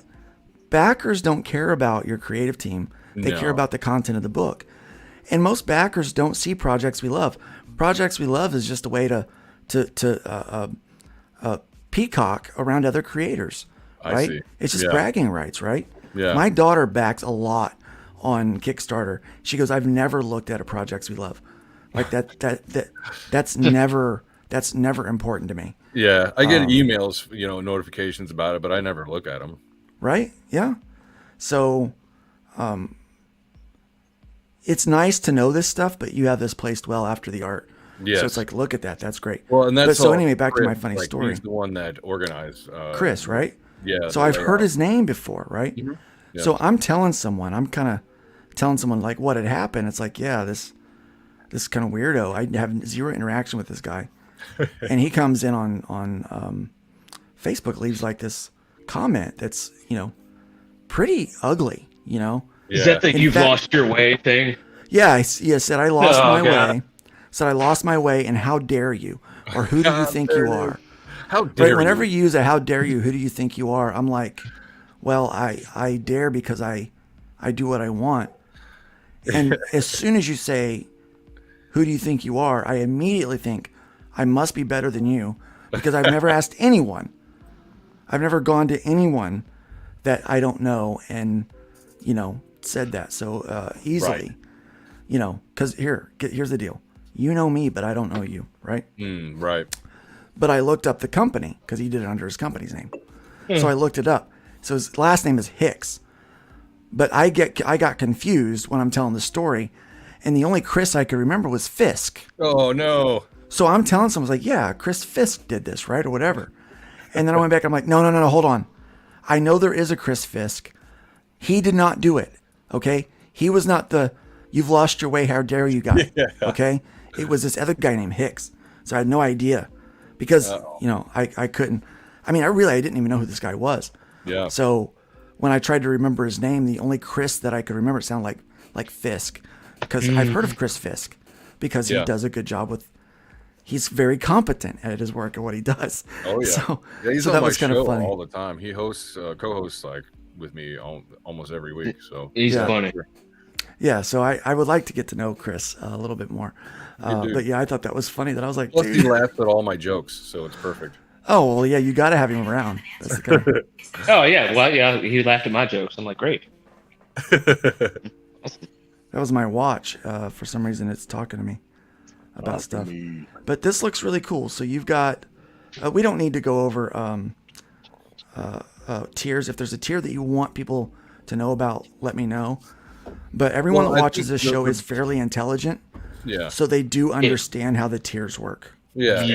Fairly intelligent. Add on. There's Chris. Once right you Greta Fisk. Once you how dare you? How dare you? Greta. Welcome, Chris. Yeah. So yeah, I thought it was. Yeah, so I'm telling this story. I was like, yeah, can you believe this? This other guy did story. Yeah, I said, can you believe this joker, Chris Fisk, said this? And I screenshotted it and shared it because it was a good laugh. I mean, I thought it was hilarious. Yeah. I don't even know this guy, and he was complaining about one of the creators that, like, she and I have been talking a lot. Like, I'm a huge supporter of what she's doing, right? Yeah. And I think she's amazing, and I was really happy to have met her and things. And so he's like, you know. But I can come across prickly, I guess. But that's all part of it, Sometimes you gotta hug the cactus. Yeah. Like, I mean, if you can't handle criticism, like, you shouldn't be. Like, you just gave her, tried to help her. Yeah. That's what we're doing, and that came from a place, from a person who cannot take criticism, and it shows with the output you have put out. But it wasn't her. Like, that's the thing. I know. He tried to white knight. It was some rando out there that I don't even know was white knighting for her, and it's like, no, she's perfectly cool with, like, like she is she is what I would call a colleague, not just some person that's making comic books, right? Yeah. Like, I treat all of you equally. You're colleagues, and I wouldn't talk to any one of you differently than I would the other. Right? Regardless of race, gender, religion, political, any of that. Like, you're all, we're equal. So I'm going to speak to you that way. And sometimes, I do come across prickly. It happens, but... salty. Ooh. It happens. Prickly and salty. Yeah, a little salty, But that's only because I don't waste a lot of time with platitudes anymore. Yeah. I used to do that. Like Randy will tell you before... I was always really worried about making people mad before the nap. I wanted to try to be, I didn't want to make any enemies, but I don't really care about that now. I really don't. I really don't care about making enemies now. I'm quite happy with the balance I'm striking. Those 3 rules. Those 3 rules. Yep, that you wrote for me. Yep. I don't care. Who are you striking? Why not? And uncancelable. Yes. Never mind. Yeah, if you don't like what I say or do, if you don't find it appealing, then you Don't can see listen. yourself away. See yourself out. It's fine. Yeah, you don't have to watch. Apparently, enough people do watch this. I get a lot of rewatches, and we're getting a lot of new subs. So, Cool. Look, you got a backer. Oh, 27. Boom. There Dude, we go. you know what that means? Thank you guys. That means we get to make the bird dance. Every time a little money comes in, we make the bird dance. Thank you.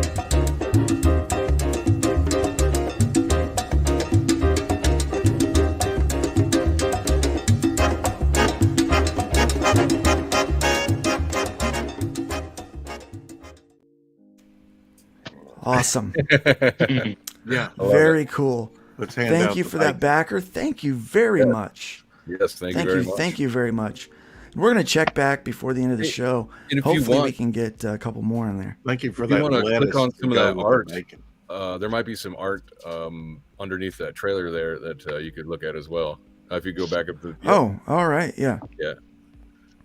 Oh, this is nice. Yeah. Just a few I don't know. Yeah, it more just pages. doesn't really do. This. It's a nice feature that Indiegogo has, but it's not really. I really like the whole look and feel of this, man. Slideshow Viewmaster. It really is. I love that. Like that real airy and kind of. Yep. I And that love was actually feel. something from the original version. That was one of the things I liked about the original artist was that he had that kind of water paint, look to Yeah. it. Like you were saying, that airy look. And I'm glad that Jose carried some of that over. It reminds me of Mark Brunell's work, who used to work for Wizards of the Coast and did a lot of art for them, a lot of their concept stuff. He mostly just does a YouTube art class now, but his work when he does his coloring is like that. It's absolutely gorgeous, and I can't get enough of it, to be quite honest. Right? Yeah. Yeah. Jose is definitely going to be here for a while. Yeah, he's making his mark. He's making his I already mark. know somebody that's interested in hiring him for a book now. Yeah. So we made a few changes to the Fund My Comic website this week.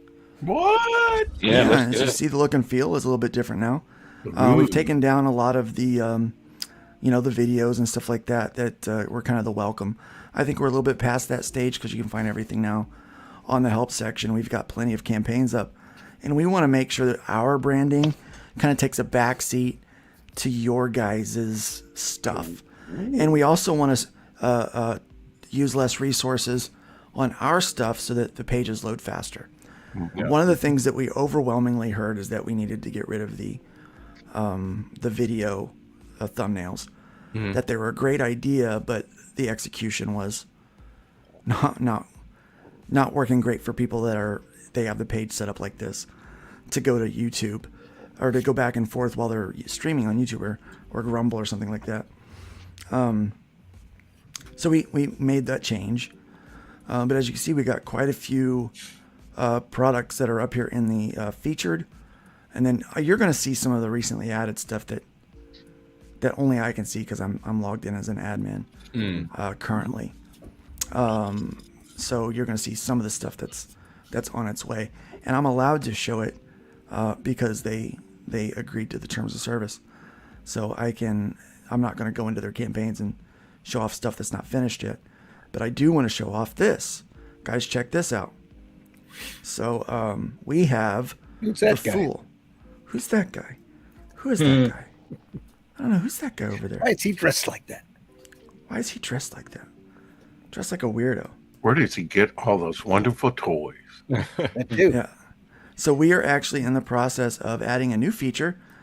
So because our site, I talked about the video thumbnails, because we have the ability to turn that feature on and off, and it will work better if creators make like a 20 or 30 minute video that's just a video loop and doesn't have any audio or anything because it doesn't play.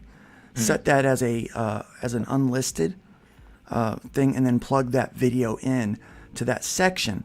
Right now, everyone's using their actual trailer for that section. For the video thumbnails to work well, it needs to be a separate video that's designed just for that. Having said that, we by default, the plugin for our site has full screen set to 0. So it's FS equals 0, which is no, or FS equals 1, which is allowed, right? So when we had it set to 0, it means that even here, like with all this trailer, won't show the full screen. We're fixing that, okay? So the developers are about halfway done with that fix. Sometime today, that should be finished and addressed. And so it will have the full screen, because overwhelmingly we've been asked from YouTubers, we want the full screen option, right? I need my fix. Right? So we're working on that. That should be taken care of today. Pretty sure, because like I said, they're about halfway done. They've spent about an hour and so on it. So it's going to be about a 3-hour fix to do that, because what they have to do is they have to make sure that it only affects the one aspect of the site and not the other.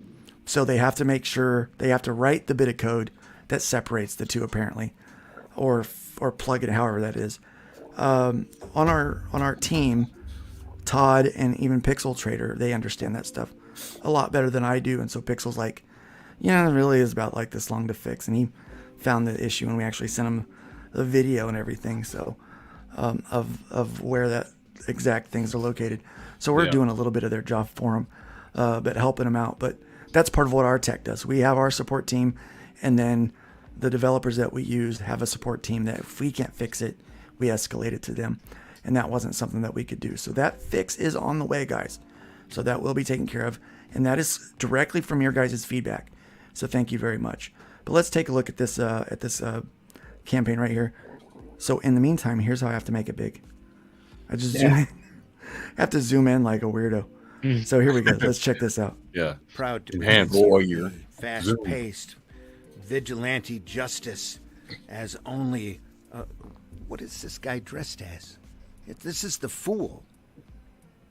This is the Fool from Arrow Comics, with great artwork by Chris Tyson, colors by Patrick Gamma, written and created by Randy Zimmerman. This guy runs around the city using practical joke weapons to fight crime, and the cops just want to get him off the street before he hurts somebody. You need to read this book. Available in its own individual campaign or part of Arrow Bundle number 2. Arrow Bundle number 1 is also available with the Fool campaign over at funmycomic.com.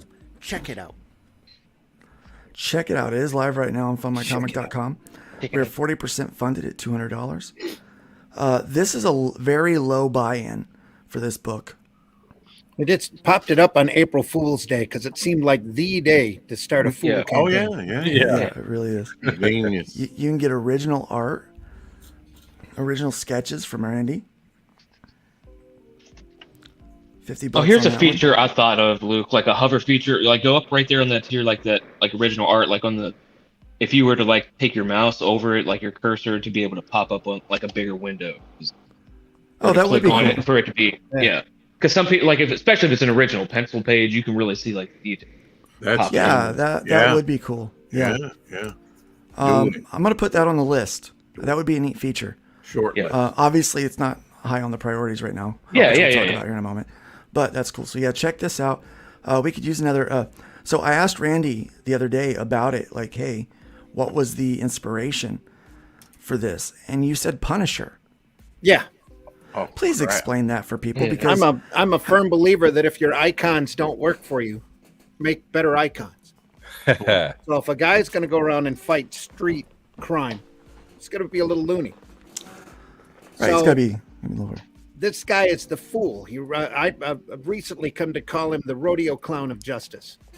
Goes around in an outlandish outfit, fights street crime of all types, because the police aren't quite doing the job that they should be doing.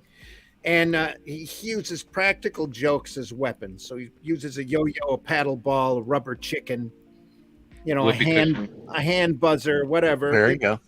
That he's got a whole arsenal of practical joke weapons. And anybody he ties up for the authorities or detains for the police, he takes a section of their clothing as a trophy.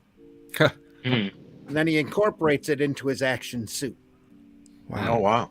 Yeah. So there you go. there's a scene not in this book, but farther up the line where he's running down the street, and a kid stops him and says, "Hey, are you a superhero?"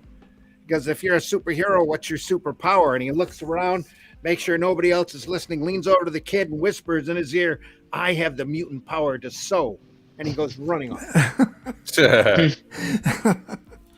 So in this issue, there's been 2 detectives, one just fresh out of that's her first assignment, and an older, well-trained, seasoned detective are getting together at a greasy spoon named Harvey's, and they're comparing notes because they're the only 2 people that have had kind of close contact with this fool guy that's running around fighting crime, tying people up for the cops.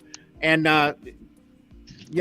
everybody's worried, or the cops are worried he's going to hurt himself or somebody, so they need to take him off the streets. The locals love him because he's hilarious. And when did you come up with it? He's actually doing some good. This is a property I've had for, I don't want to, I've been in this business for a long time. Since I know. So I come up with this about the mid-90s. I got contacted by a company out of Canada, so-called publishing company out of Canada, that wanted me to package some books for them. So I gave them 2 properties, and this was one of them. Oh, nice. Found an artist, wrote this, got everything done except for the colors. It was a black and white newsprint comic. They printed it over in Canada. I got maybe a dozen copies and no royalty check for doing it. So that, and I put 2 issues of The Fool together and another property that I'm hoping to bring out as soon as I have it in color, which is a superhero, kind of a superhero epic book. I guess you would say it's a whole team of characters, but there's a lot that happens with it. This is a story of one fool running around the city trying to do good, and the detectives that are trying just to keep him from hurting anybody, get him off the streets. What city is he in? What is it set in? It's just a city. Just a city. It's just any a city. Yep. It's city. just fun. It's just fun. Patrick's colors look amazing on this, by the way. Just incredible. Yep. Yeah, he did a fantastic job. This is fun and whimsy. What I like about the book is you never actually learn anything about the fool. It really is from the perspective of the detectives. Of the detectives and the people on the street. And like it's not a story about the fool. It's a story about the city that has a fool in it, basically. Is kind of how I kind of take it. This is a world where superheroes are just now starting to manifest, where you've got pretty much masked vigilantes running around fighting street crime. And this guy's got a Later on, necktie his face. actual heroes and actual villains start coming into the into the world. But for now, there's this crazy fool running around the city using yo-yos and paddle balls. He uses a trash can lid like Captain America's shield and goes throwing it around. Has a distaste for guns because he doesn't need them, because he's got incredible luck and a great arsenal of practical joke weapons. Yeah, I think it's funny. You're kind of, Punisher's all about guns, all about violence, death, and this is kind of your take in the opposite direction. Oh, and which is very interesting. Don't get me wrong. This book has got some violence in it. Oh yeah, I'm sure. It's got some good old fashioned. It's a comic. It's meant to be an entertaining, fast, action paced comic book about a guy you just can't take seriously. He doesn't take himself seriously either. Yeah. Very cool. It's a lot of fun. It's very uniquely drawn. Chris is amazing. Chris Tyson is the artist on this. And I'll just call him Chris Fisk too. I'll just blame everything. I know. Every Chris is now going to be Fisk. Sorry, buddy. You're just getting blamed for everything. This is a product I've wanted to get out for years, in color, nicely printed, just beautiful work. And you've seen the color on that. It's just gorgeous. And a character that runs around in a flamboyant, crazy quilt of an outfit has got to be, the book's got to be in color. Yeah. Yeah, absolutely. There's just no doubt. Yeah, and it's a lot of fun. I had a lot of fun writing it. I'm currently re-lettering it and kind of modernizing a couple of the jokes because some of the humor in it was a little dated. And but overall, the story is intact, and it's a self-contained story, and it's a lot of fun. Do we get to? I love the concept of him adding to his costume by the people that he takes care of. Yeah. Do we get to see that in this issue? Well, that's part of the story. And then both detectives recount their encounters with the character, and the one detective gets caught in a firefight and watches the fool have his hat shot off at the top of his head. He reaches back behind him, pulls out a baseball cap, and puts it on. So he's ready to go. He's got a backup. Yeah, he's got a backup. He's Classic got action Bugs Bunny. beds, and you see he's using a tie as a mask there with a couple of holes cut out of it. I like that you've incorporated physical comedy in it as well into this story. This is a fun book. I'm looking forward to people getting this one in their hands. It's meant to be a fun, entertaining comic. And what's the page count on this again? It's going to be a 32-page book. The actual story is 27 pages. Yeah. I think the 2-page spread you see there right below the trailer, that's the inside front cover in the first page. Okay. Yeah. And then it That's just a very rolls interesting way to out do from it. there. Great. Yeah. The rest of Again, the book I think will this should be a There's a poster. couple of ads, a text page, and some pinups that'll be in there. Yeah, that would make a great poster. Yeah. Yep. So, guys, we got 11 backers on that one. We're 40% funded. Follow that link. Go ahead and back this. Look, $3 for a digital. Come on, you guys can give $3 to a digital. $5 for the print, for the hard copy.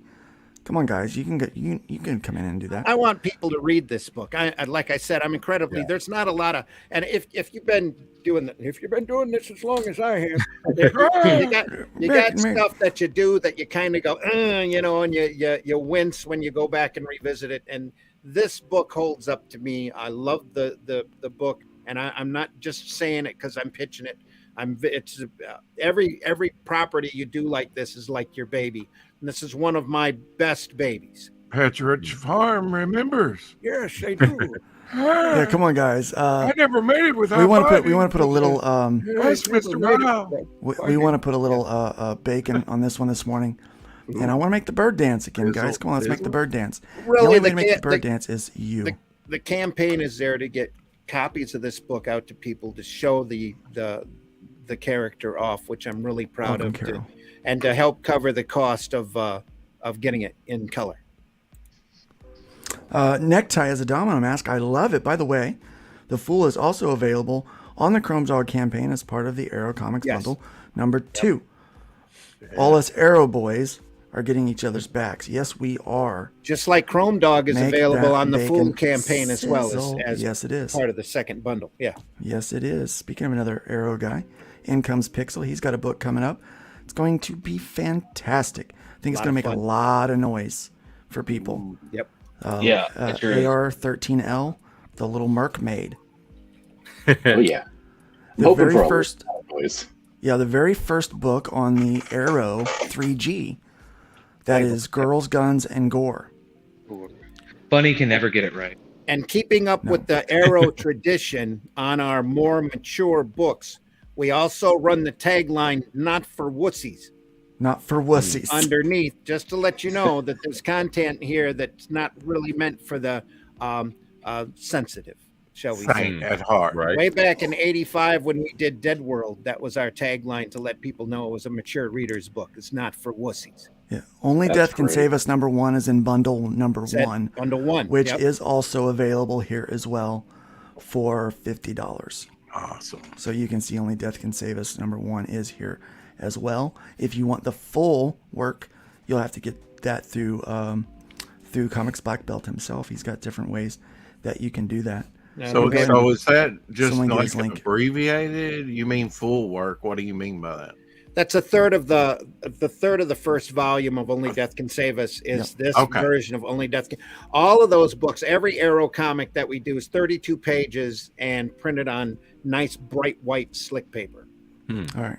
So no one's backing this yet. Somebody come on, get in there and get that. You've got the links. Marv V also went live this week, and so did Tropical Magics. Yep. Awesome. So Marv V went live. We played his trailer at the top of the show. He's at $218. So he's doing a fantastic job. I'm going to throw his link in here for people. This is a great book, only looking better. It's in the same vein, I think, as that book from Blackness Comics, Aria Black. Oh, yeah. This kind of like that foreign kind of noir. This is a lot darker, though, guys.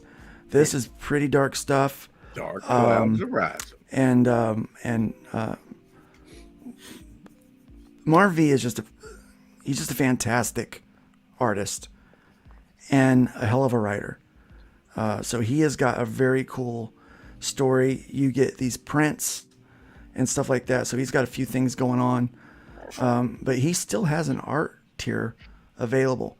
You can get seven original pages. 7 original pages for $500. Nobody's taking free advantage worldwide of that shipping. tier yet. Yeah. Free worldwide shipping. It's a $500 bill. That's it. They really don't make a $500. It's 5 $100 bills. It's $500. Period. Anywhere in the world, you get this thing shipped to you. You get 7 pieces of art from the book. I mean, that's an incredible deal. I've never seen anyone do something like that. Page right there. I love that. The smoking part. That is so great. Mm-hmm.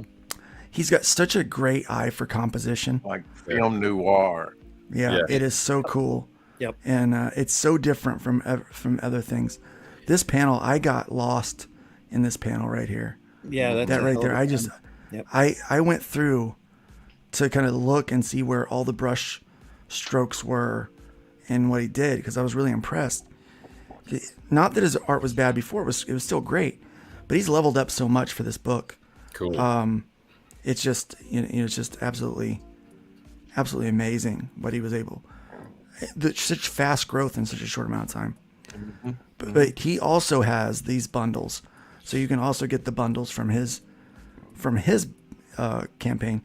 Mm-hmm. Anyone that has an arrow on there, you're going to be able to grab those bundles from, and so that actually benefits all of us. The reason why we do that is we just want to get these books in people's hands. It's all about the stories being told. Yeah, that is what it's all about. And, it's all about moving product. It is. I want to go back to it. Just make sure we didn't get it back. Rolling. Yep. Keep those comics rolling, rawhide. This is a fun. The Fool is a fun, self-contained book. The Sin Killer book is part 1, but if you get the original Sin Killer in bundle 1, you'll see they're both phenomenal books, but you see such a great advancement from Marv V. It's amazing. Mm-hmm. Just beautiful stuff. Both of them are great, but the evolution in his art and storytelling just gains by leaps and bounds between 1 and 2. That is his mutant power. That is his mutant power, man. That's crazy. Power, yep. His mutant power is getting better, freakishly fast. I gotta share my work too. Nick was in the chat earlier. Nick and I worked really hard on I've been working hard on 9 issues that are now compiled into 2 trade paperbacks, but we have a full game manual that's available with this core rules, so you can RPG. I just love the covers and the DNA design and everything. It's just so professional. This is right up Aaron and Whiskey's books kind of realm here. This is Aaron's RPG. Whiskey does the miniatures.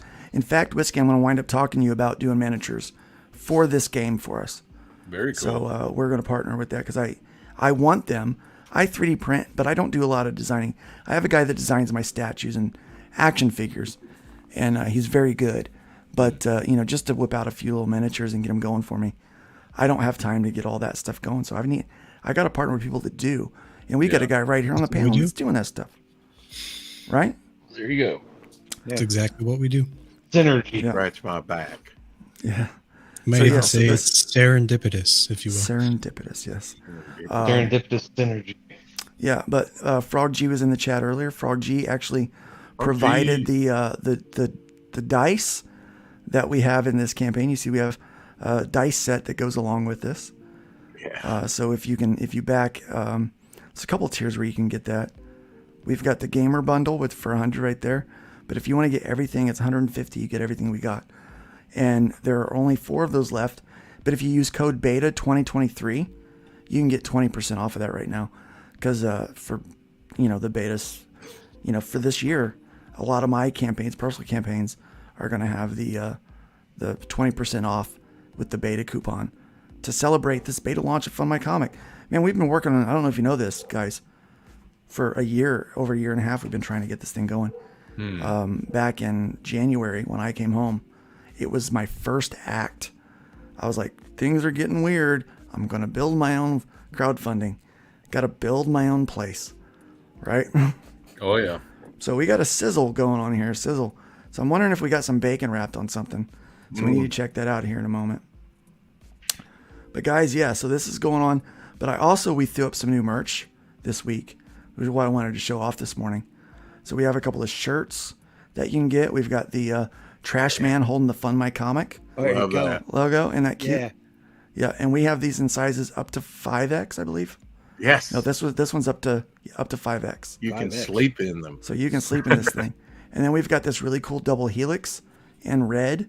Yeah, I love that. This is a unisex shirt, but I have this pretty Asian wearing it. Yeah, So, I take her too. Yeah, she's extra. Oh, right. snap. And then for the ladies and the guys that go that way, we've got this bearded guy with his little gray streak in there. You know, that's to show guys our age like this stuff too. But you can get it in blue, so you can get the blue logo as well. That's available. Both are $22. And so we've got that plus the, you've got these quick plays there. And if you're brand new, okay, I'm just going to say this, guys. You need to know this. I'm actually a really good writer. Cool. Okay? I'm going to be really humble for a moment. I'm actually a really good writer. Oh, snap. And I'm working my butt off to try to get my art up to my writing skills. Mm-hmm. Okay? You're going to like this book. I guarantee you're going to like it. Right? And you're going to love this game because Nick is a heck of a game designer. He's created a role-playing game that's rules light, but it's brand new, but it almost feels familiar. I don't know how he did it, but it feels like I've played it before. And we've done live plays. We're probably going to do a new live play again here real soon. But it's very exciting what he's put together, and the book is looking beautiful. I'm still working on a little bit of things for production-wise for print, but it will be done probably in a couple of weeks. We got to get through Easter, but yeah, it's looking really good. So please check that out. Again, we funded over on we raised $1,300 over on Indiegogo, and we let that campaign close out because again, I don't want to give them any more of my money, and I need to focus on Fund My Comic. Man, this is my business. I own this thing, right? And so, how would it look if I'm trying to push people's stuff and I'm running on other campaigns, other platforms? We may check out GameFound.com for this down the road, but right now our sole focus is on Fund My Comic and building that for everybody, and so building it for ourselves. So please check that out as well. And there's one more thing I want to show you guys, but let's check on the Fool. Let's see if we've gotten any. We did. We got a backer. There you go. And the birdie. The birdie Thank must you very dance. Thank you, guys.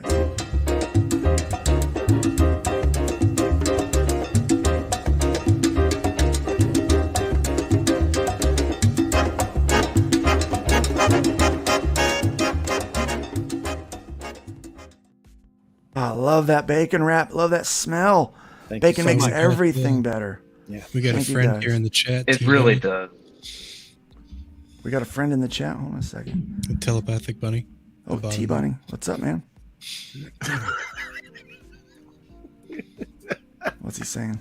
Okay. Because I can confirm that Luke is one of the best writers in this community. I adore his world, and his characters feel like friends of mine. He needs to stop killing my friends, though. I do apologize for that. Well, That is stop my bad. spoiling it for people who haven't read that far. Then There you go. Yeah, and T-Bunny, I'll pay you later. Thank you. Under the table. It was worth it just for a Hey, birthday. Russ. Thank you. It was Thank Russ. you. Thank you, Russ. Very much. $2 coming That toward puts you up to 53% funded. Nice. And we are. let me see. Yeah, that's great work, man. Thank This you. is going to be such a great book. It's so much fun. I can't wait to see it and hold it in my hands. you know? I know, man. That's the look. You've been doing this since the '80s, That's and what that she said. never gets old. Never That's does. It never gets old holding it in your hand. Thank you. very much for That's that. what I should have. I'm so slow getting to it, but here you go. Yep. That's what she said. Mhm. By the way, that sleeping bunny is fake news. That wasn't real. That was CG. We did that. That's not real. You didn't see. So that looks, yeah, man, this book, I can't wait for that one. I also can't wait for Marvy's book to get there. 7 backers. 7 backers away from, he's still 44% funded. Guys, check that out. And then let me see. I got one more thing I want to show you guys over here on Fund My Comic. You have to go to the collectibles tab because it's the only thing, it's categorized over there. Check this out. This actually went live today. Yes. At 10 a.m. I saw that. Oh, man. Right? And I didn't tell you, we blew over. We didn't even talk about it. So we are doing a gear for game changers, right? Because I believe, I may have started this thing, but you guys are the movement. Like, you're the game changers. You're the one that's saying, to heck with the censorship, to heck with the shadow banning, to heck with the politics. This is about freedom of expression. It's about fierce independence and establishing trust with your fans. It's about building that relationship. And so we are creating a movement. This has got Iron Age written all over it. Yeah. Bunny's buying this right now. He is? But I guarantee you he's buying it right now. Yeah. So we launched this today. Now this is merch with a mission, guys. All the proceeds from this go into the account that builds up so we can do some upgrades. 3 upgrades we have planned right now: advanced inventory tracking, shopping cart functionality, and advanced reward sorting. Let me explain what these things are going to do, because I think you're going to love them. So advanced inventory tracking is going to be multifaceted. So we're going to start out with adding items, skewable items that are tracked for each campaign, for each tier, reward tier. That is already being done on the other 2 platforms right now that people are using. This is more like old school. Everybody has to track it themselves right now. Yeah. But we want to make sure that we're incorporating that. So that's the first thing. But what it's going to lead to is shipping by weight. We want to be able to calculate the shipping based on weight and address. So when a backer puts in their address, the weight of the tier that they back is calculated by the items in it. Okay? Right. So that way they're paying shipping that is directly reflected to them. So it saves them money. Specific. Like, I mean, it's like, yes. Yeah. That's exactly. That is something that nobody's doing, but it's something that my website does when people buy from me. And I want to be able to do that when I crowdfund, right? And I think a lot of people want to do that too, because people are tired of paying $15 for shipping when it's really only like 7 or 8, right? And I don't want to charge that much. I'll pad a little bit of the handling into the price of the tier, and then you just cover the shipping, because I know I'm going to box it up. Anyway, so advanced inventory tracking, that's where we're going, okay? But the first step is adding items. Adding the items is going to be 80 hours worth of development time, okay?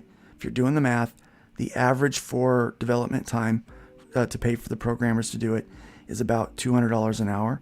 That covers a lot, and I know a lot of you guys, that's very expensive, right? But for, that's our kind of blanket on what we have to raise is about $200 per hour to do that.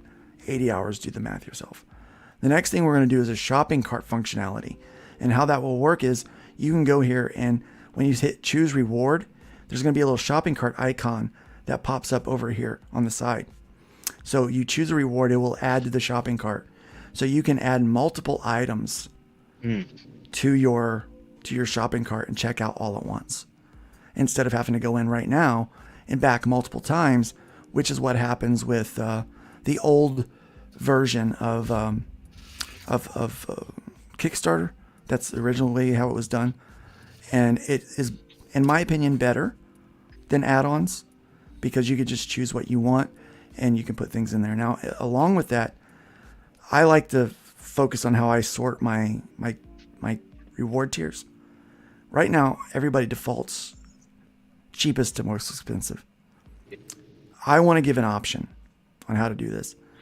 We like the idea that Indiegogo has the featured tier, but here's what I would really like to do. I would like to change whether it is populated by cheapest to most expensive to cheapest, and then one more option where you drag and drop these tiers in the order that you want to present them, irrespective of price. Okay? That is going to be a huge upgrade. Okay? So again, what we're looking at is at hundreds of hours worth of development time that we've got to pay for here. And we want to do all of these things by the end of the year. The only way we can do that is people using the platform and people coming in and tipping the website, which when you tip the website, it boosts the campaign up to the top so people get to see it. That's where the featured picks come from. It is based on you. You guys get to do that. And then when you back this, all the proceeds to these, so this is like win-win for you. You get gear that is that awesome. Kanye? Sorry. It is not Kanye. Look like him. That's a get. Yeah, but you can get, that is a get. So you can get your Fun My Comic trucker hat, 2 different colors. You can get the fitted hats in 3 different colors. That black camo is bussin', straight bussin'. I'm sorry, I'm talking with my kids now. Bustin'? I don't know what. I've never heard that word. It means it's awesome. It's great. Yeah. Fire. It's fire. You've got. I've heard that. Okay, I'm up on that. I might be a few. Fire. You've got the standard snapback hats. Fire. 2 different colors. You've got the different sizes of teeny weeny beanies. Okay. Teeny weeny beanie. So you know the song. It's popular. And so you can get your Fun My Comic beanie. So you can get shirts. Send that to Tim Pool. Tim Pool, yeah. Yes, you can be cool. You guys don't call it a toque? A toque? A toque? A toque, eh? Okay. You can get the t-shirts. And now, okay, it would not be a campaign that I'm throwing up there if it didn't have something to do with coffee, right? There you go. Yeah, so I've already been through 32 ounces of coffee today. I need more already. I'll make another one when I get done here. Wooden leg confirmed. So yeah, you get this. You can get this, the metal cup.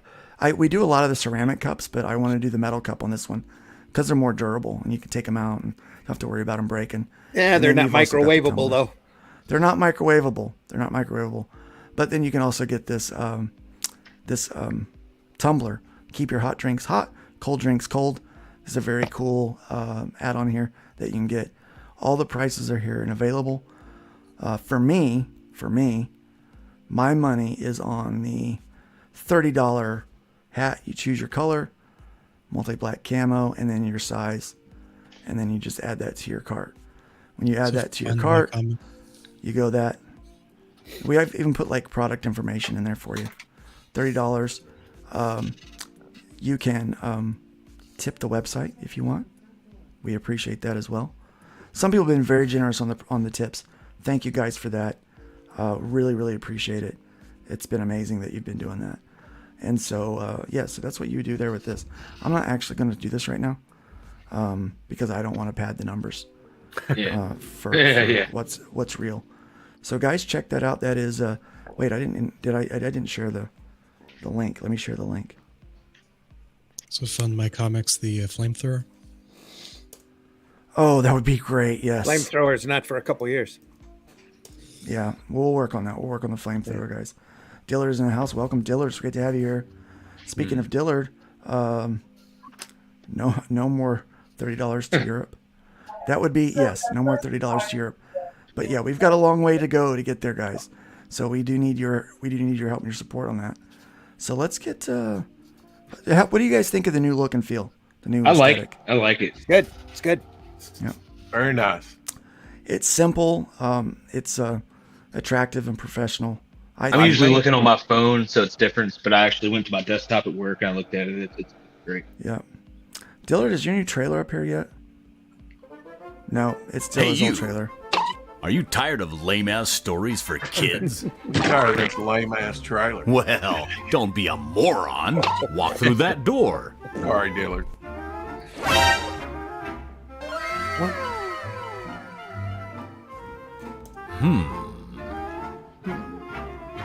What's wrong? Don't be a sissy baby. Just have a look.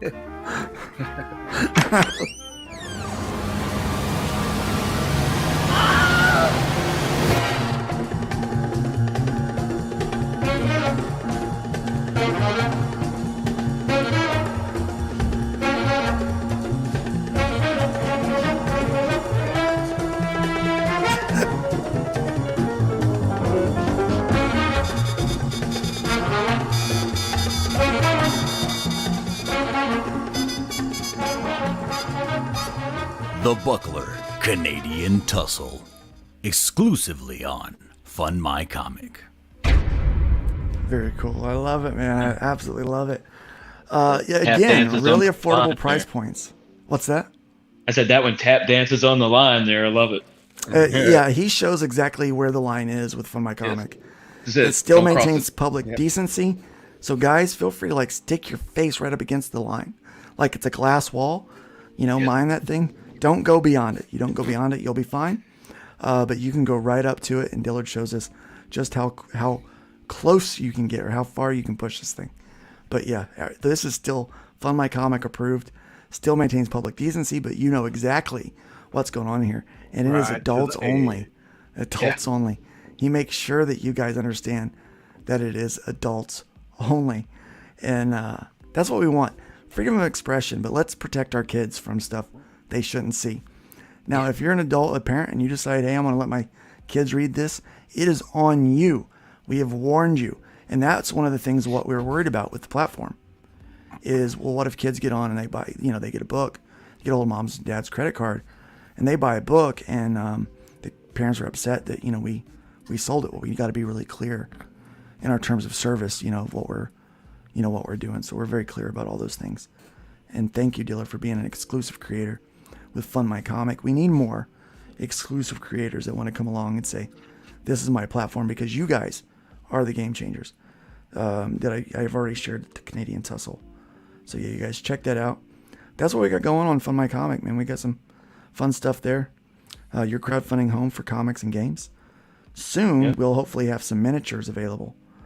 Right now, we don't have any miniatures. We're definitely going to launch on there for sure. One step at a time. Yeah. Every step is a step forward. Yeah, and So, this will be my Indiegogo campaign. I snagged Dillard's new trailer. Okay. I don't know if you want to check it out. Yeah, let's watch it. I think I shared the audio, hopefully. So let me see if this works.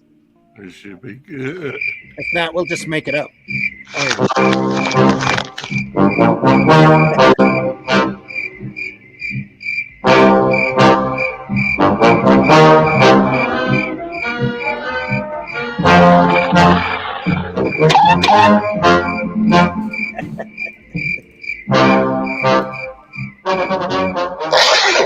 Hey, buddy, what are you doing over there?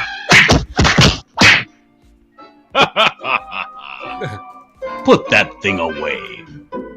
Don't be a dirty birdie like this chump. Get your entertainment the safe and easy way by backing the Buckler Canadian Tussle. Live now on Fun My Comic. Love that font. His voiceovers, man. His voice is perfect. Yeah, I love that font too. Yeah, I love that font a lot, actually. Need that font. Yeah. Yeah, dude, you got to hook us up with your font. What's the font name? I'll go buy it today. I'm a font nerd. Buddy? I never thought I would be a font nerd, but I am. I am I'm like a stupid font nerd. If you smoke 2 packs a day, you too can sound like Dillard. He is the epitome of that artist that just draws all day, and he's just he crack, but he's great. I freaking love that guy. Yes. Yeah. All right. Yeah. So that's we got a card game coming to Fun My Comic here soon as well. So we're pretty excited about that. And we got some other bigger creators that are coming along. We've got some new campaigns that are going to be popping up. You guys are going to love it. The hat stood out to me immediately. It was like, this is different than all the other stuff, Yeah. Hopefully, it's not just comics that'll be funded over here pretty soon. Yeah. Yeah. I mean, right now we do have a lot of comics, but we also have someone that is a novelist that wants to run a campaign over here, and they will be able to. Cool. There may be a magazine that launches through Fund My Comic very soon. So we're still working on the board games and all that kind of stuff. Dillard says, please help me afford my 2-pack a day habit. Back my book. Yes. Let's go over there and back the Canadian Tussle right now. So yeah, we've got a lot of great stuff coming. Now. And a lot of my traffic lately, like a lot of my backers have come from Fund My Comic the past like 2-3 days. Even one guy today bought something on the merch tier. He's like, or am I gonna have to pay extra shipping because I did Indiegogo? I was like, no, dude, I'm gonna put it in your book, and I'll give you something extra. So I'm gonna show you guys some backdoor stuff. That's what she said. Yeah. Oh, I can't believe I did that one. Oops, my bad, guys. So yeah, we're running a little long here, but I just want to show you real quick. This is some of our back end reports on what's going on here. So as you can see, we have a total of 60 campaigns that have been created here. 23 are currently running. We can't see it because Dillard's 2-pack a day comment's still up there. Luke. You can still see it. It's right in front. All right. Okay. All right. Just open your eyes. Jeez. Open up your eyes. Backdoor stuff on Nerd Bacon. Yep. So yeah, we're gonna close down here in a second, but yeah. So check this out. We are currently almost $4,000 raised in 5 weeks. We are so close. We're right on the edge of it. Yep. Right now, there's $32,000 being funded, with a total of $67,000 being sought currently. All right, from all the ones that are on there right now, and so that's what we see. And I'm not going to show the users or anything else, but we have had over 140 new users in the last 8 days. Nice. Yeah. Nice. So the platform is growing, the word is spreading, and Fund My Comic is going to become, I believe, the new home for crowdfunding, comics, games, books. If you are creative and you are tired of politics creeping its way into your business, and you just want to have some freedom of expression and be able to have your own little community and sphere, then this is going to be your place. I believe it's niche, I understand, but it is boutique, but it's boutique just for you. And like I said, we did away with a lot of the stuff that was on there that was taken away from the campaigns. So it's a little cleaner, a little more smooth, and it focuses on what you guys are doing. Yes. And like I said, that trailer fix is going to be there today. So at some point today, we'll be able to blow up full screen. We'll be able to full screen again. Embiggen. Throw a little Viagra on it, a little Miracle Grow. Embiggen the trailers. Yeah, embiggen. Wow. Embigify. That's big. So we're going to be able to get that. We're going to make that happen today. That's awesome. Again, it's from your guys' feedback, and thanks for being a supporter of it. Make sure you're checking out all these campaigns, all these people in there. Let's see if we got any real fast. Let's see if we're able to make that bird dance again. I have a question. We're still at 58. Yeah, go for it. I have a question. What about like replacing Diamond as like as a distributor? Like baby steps. Yeah, baby steps. It is one step at a time. It's a 2024 goal for me. Okay. Well, because like I'm thinking of this stuff now, and I can only imagine that you guys are already considering that stuff too. Well, they're gonna keep stuff emulating anyway, so as long as we keep growing, it'll balance the power eventually. Yeah. So we have decided. Well, one of the things I'm working on is we're going to be able to take on multiple sites here soon. Yeah. So we're gonna have some powerful infrastructure in just a couple of months. Like I would love to be able to go from boutique to I can mass distribute. You know, that would be amazing. And that's what our plan is.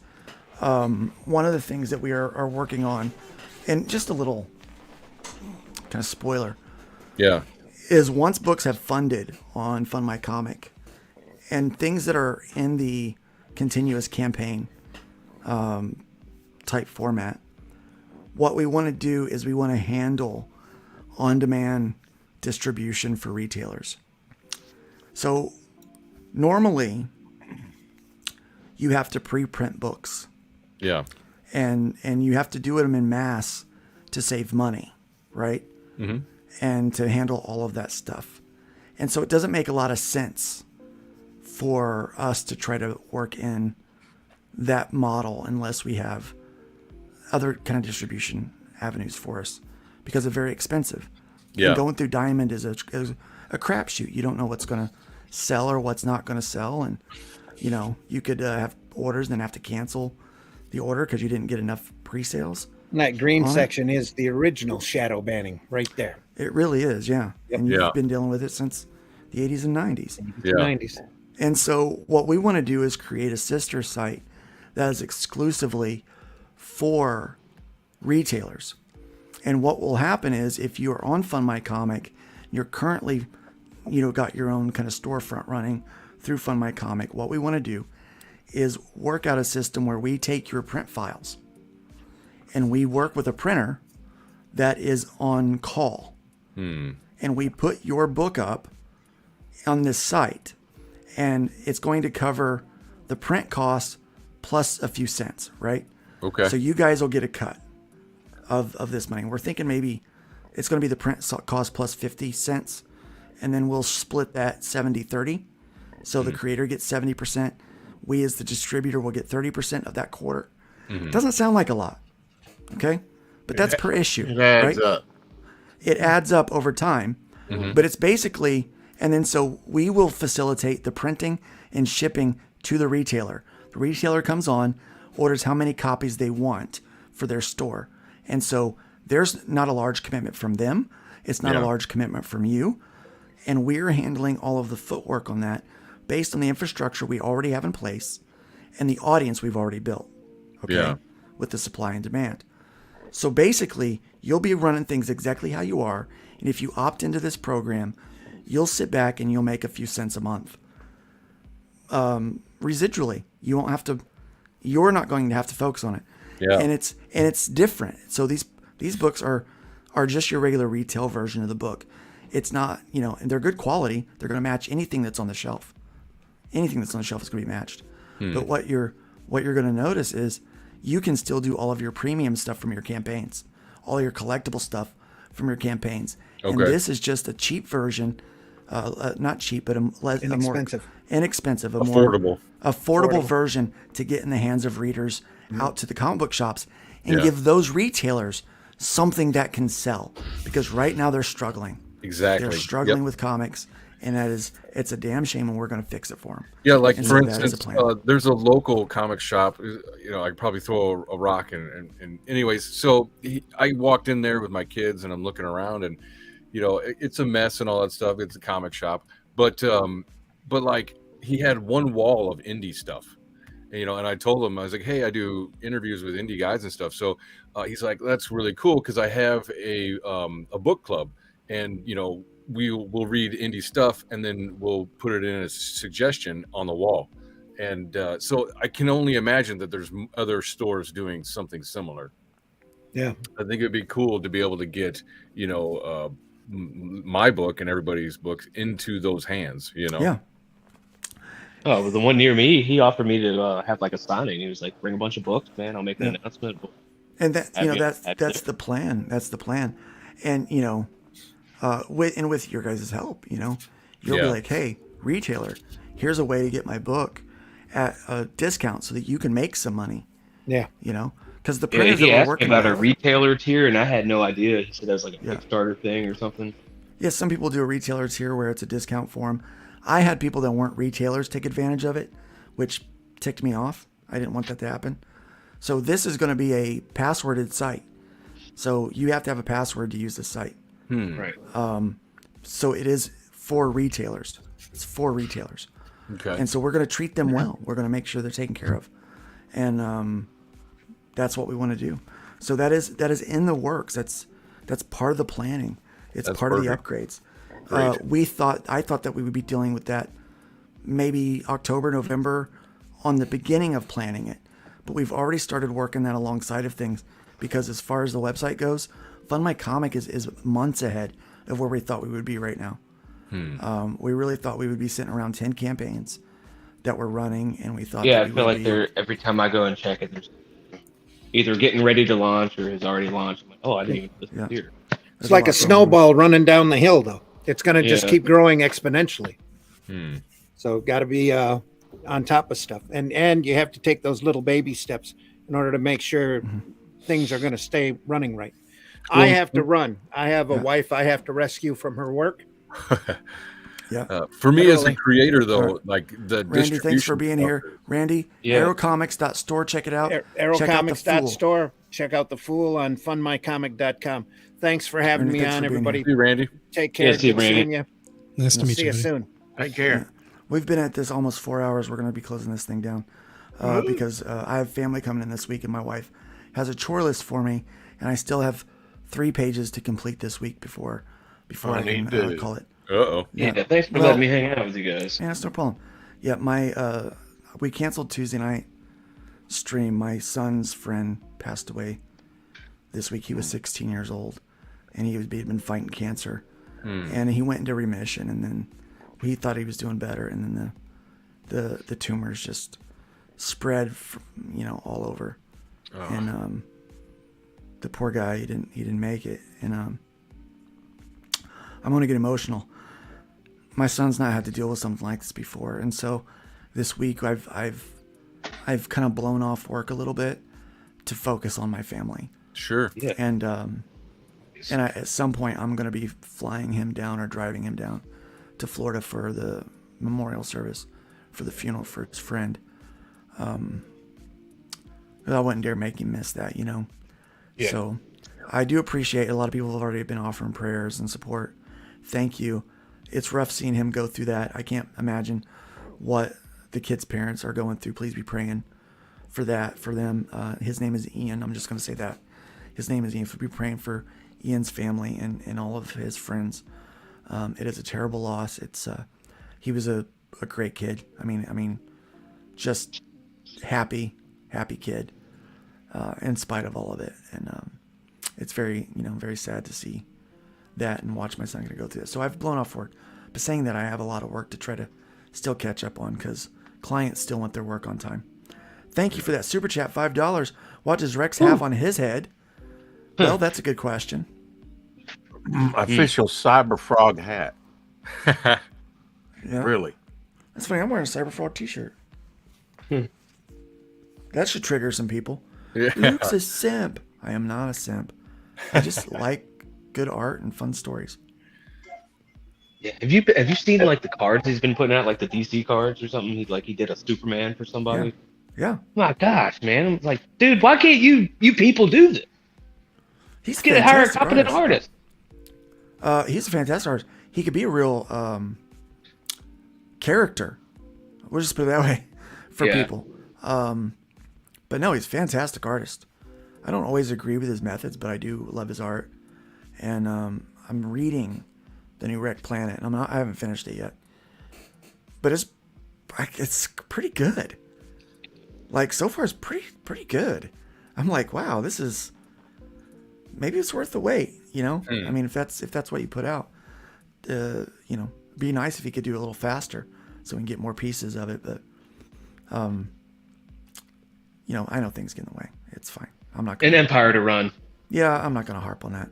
Yeah. And speaking of empires, you've got family coming in. There's a little thing called Easter coming up. Easter's coming up. Yeah. Speaking of Easter, check this out. It has nothing to do with Easter whatsoever. It's like what? Deep fake.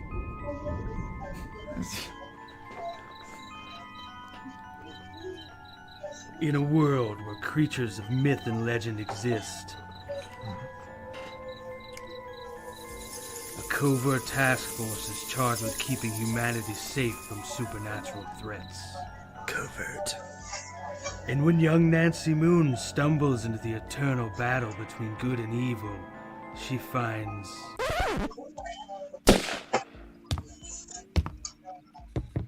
Oh my god, will you shut up? What's happening? Agent Beckett here. Aren't you tired of stuff like that? Want something different? Roll the tape. Whoops. Sorry about that. That's a song I'm writing for my ex. Okay, here we go. Yeah, that's more like it. Alrighty. Welcome to the world of the mythicals. We have it all. Monsters, magic, government agents. He's the strong silent type.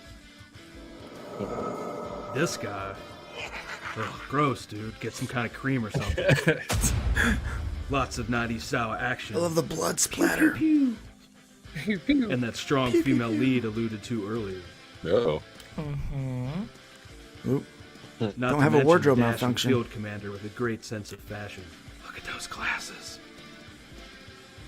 South River Studios presents That guy was The Hojo's, Mythicals, issue 1. That was Hojo's self-insert. Buy it. No, God, I'm not that cool.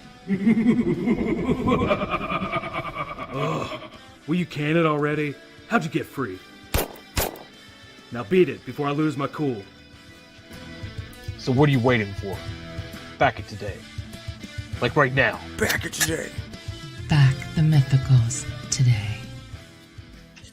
Yeah. Yes, sir. 84%, man. You've almost raised $500 on this platform. You're doing gangbusters with this.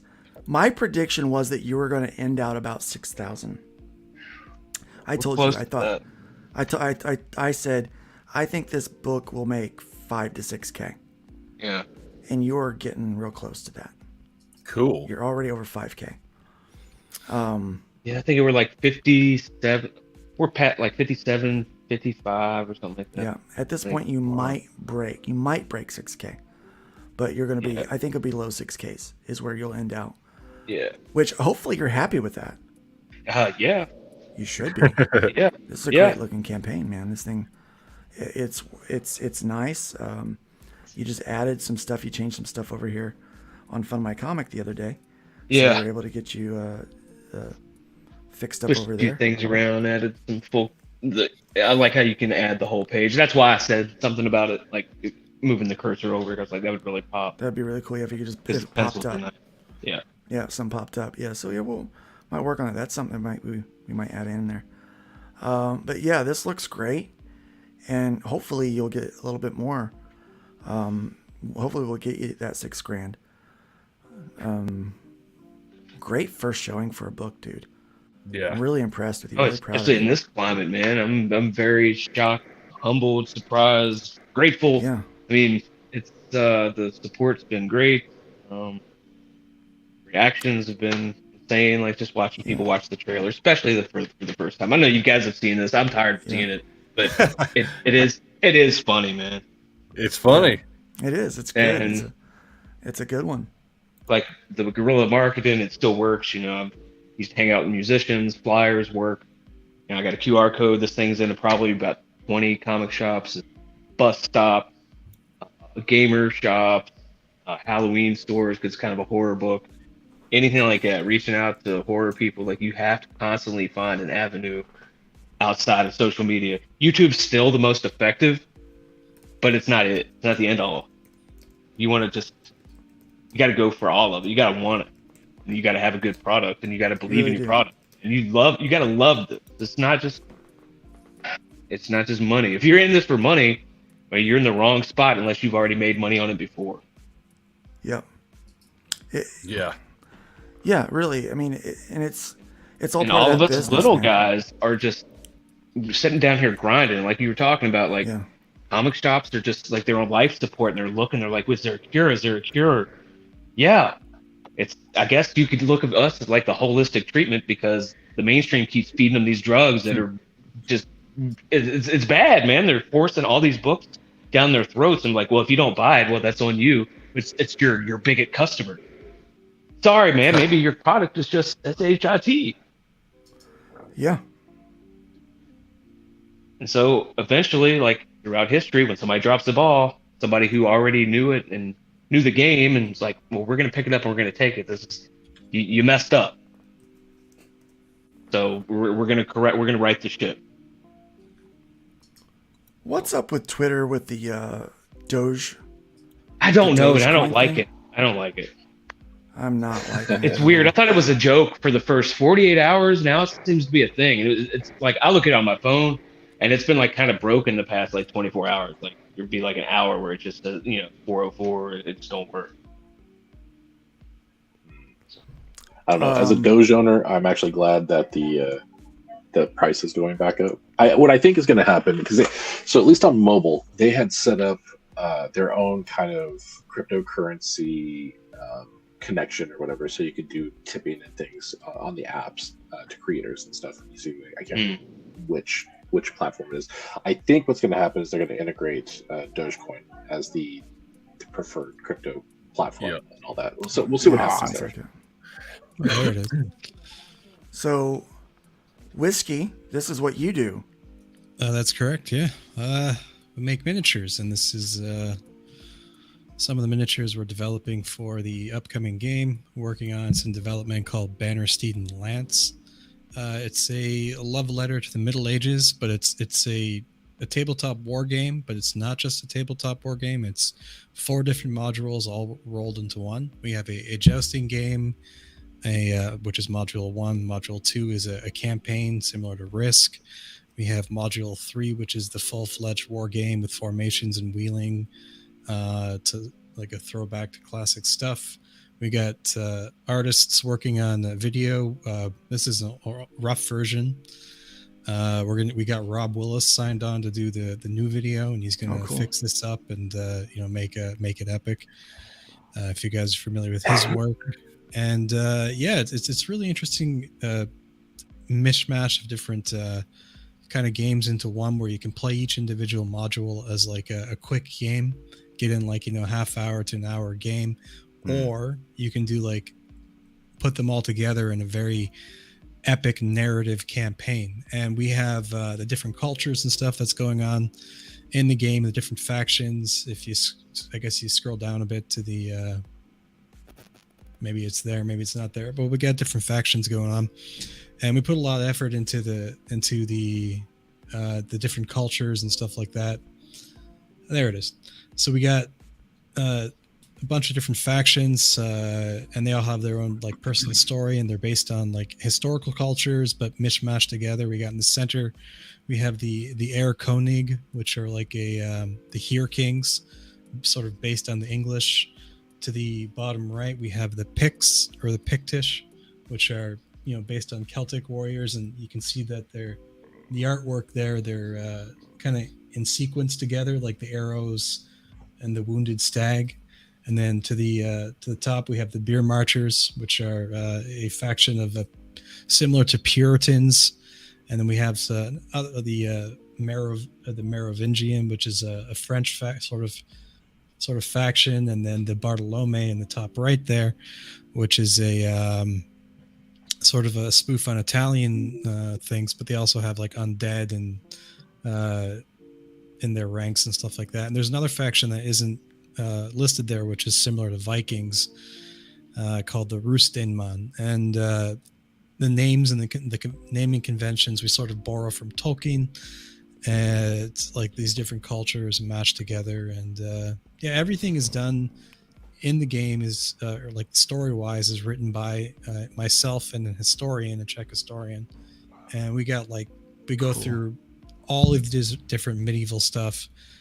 We have the duchies laid out for the map. We have hundreds of years of history recorded, and we're just slowly compiling the stuff and getting it together. We're probably about a year, maybe a year and a half away from launch, give or take.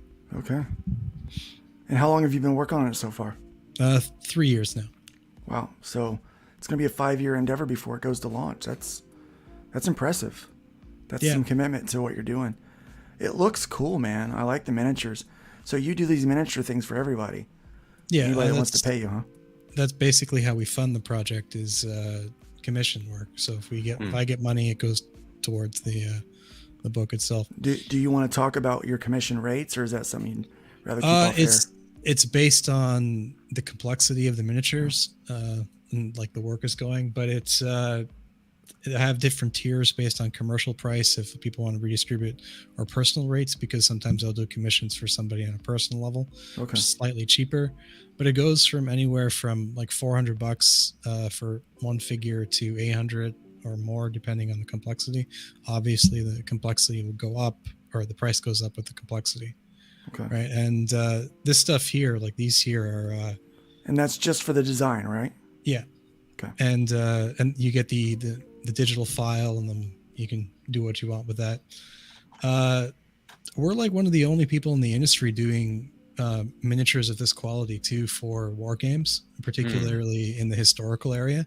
A lot of the older guys haven't got onto the newer technology yet, so they have like they're not using things like cloth physics or some of the newer programs. So it's pretty cool. Yeah. In a sense. You've had to deal with a lot of shadow banning. Oh yeah, and your reach on Twitter's actually getting squelched. Really? I don't see many of your posts. No, they're unfortunately I think there's a problem with the Canadian moderation in Twitter. I remember reading a post about it, and a lot of smaller accounts are just getting nuked left, right, and center. And you say one thing and they just bury you under whatever, and then there's no appeal process at all. Like it just goes straight to like an AI or something, and you can send as many messages as you want. They just either ignore you or don't care or whatever. Your hashtags aren't even showing up. No, that's true also. Yeah, so our hashtags are gone, and I've been trying to get the word out, but it's so hard when you're silenced. You can't even, luckily I've had a couple of people kind of like help me out a little bit here and there, but I'm hoping eventually the censorship will lift off the account. It has before, but suddenly it's back on as soon as it's gone. So maybe eventually Elon will get rid of the Canadian moderators if that's what the issue is. I'm not sure, to be honest. Who knows? I don't know. I'd love to have you on my show. That looks great. I'd love to be there. Yeah, I'll be in touch. Sounds good. Yeah. I like it, man. I like it. You stated that you're interested in doing some miniatures as well, so I'm actually kind of excited about that. So yeah, I am. I'd like to get a couple of them done for the game, so that people can so we can print some off, get them out for people. Yeah, very good, guys. We could probably stream all day because we still have 25 people watching. All right, one of you go buy my comic. Just one of you. It's fine. Yeah, go buy a comic book. Go buy a comic book. Let's take a quick look at that real fast. Oh. And now, where did that go? You got 27 backers. Nice. Let's see if we can bacon wrap this a little bit. Yeah, just one more. Nothing, guys. Come on, one more backer. I would love to see the bird dance. Just one more. One more time before we leave. Who wouldn't love to see that? So here you go. Here's that link. Go over there and give us a quick back over there. Grab that $5 digital tier. If it's a matter of money. Well, not only that, there's also a sketch digital. So like you can get the version of 34 pages of Jose's work that you can work on your own line work. You can color it. You can shade on it. Whatever you like. So yeah, have fun with it. Doc, shoot me that link for Pariah. Yeah, Pariah needs a little bacon too. Doc would be on Fun My Comic, but Fun My Comic started right after he launched. And so he is, yeah.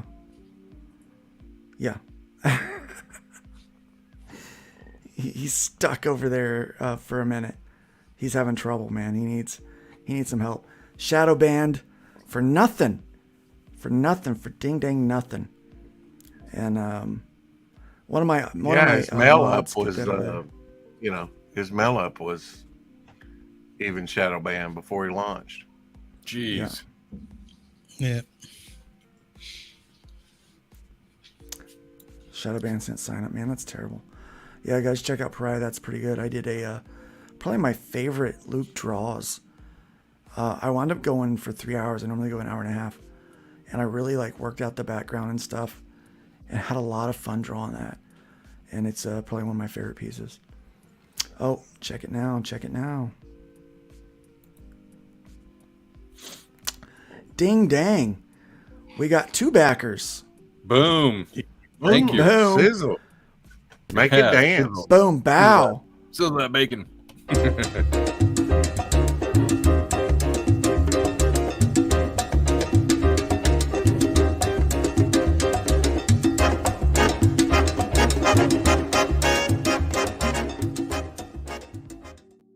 Heck yeah, guys.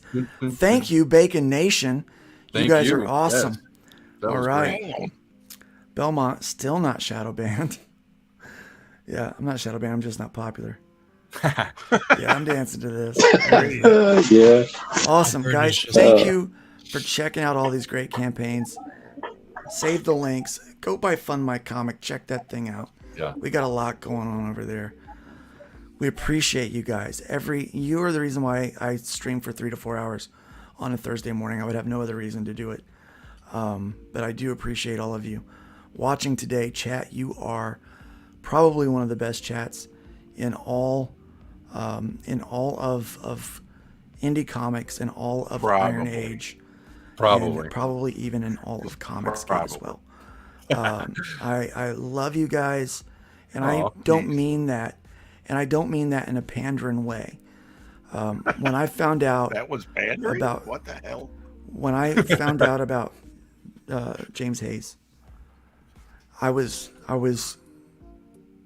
legitimately sad about his passing.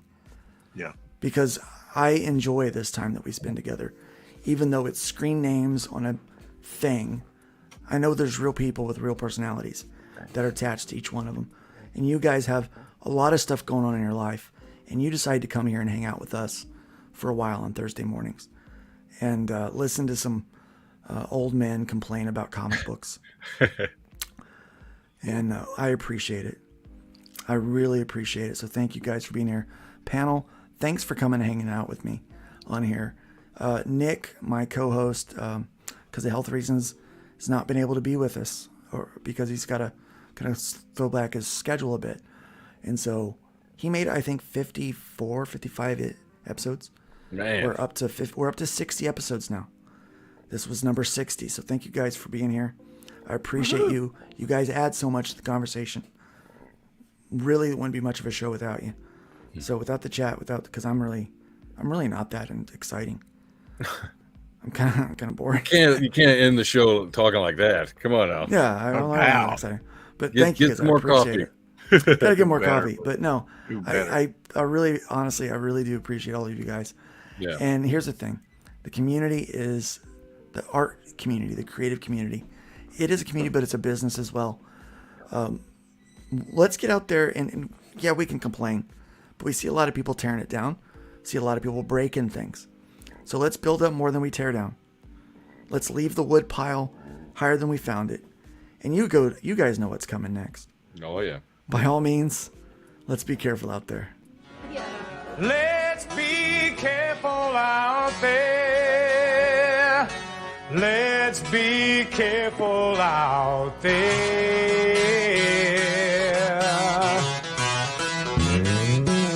We had a 187 at the 7-Eleven on the corner of 4th and Main.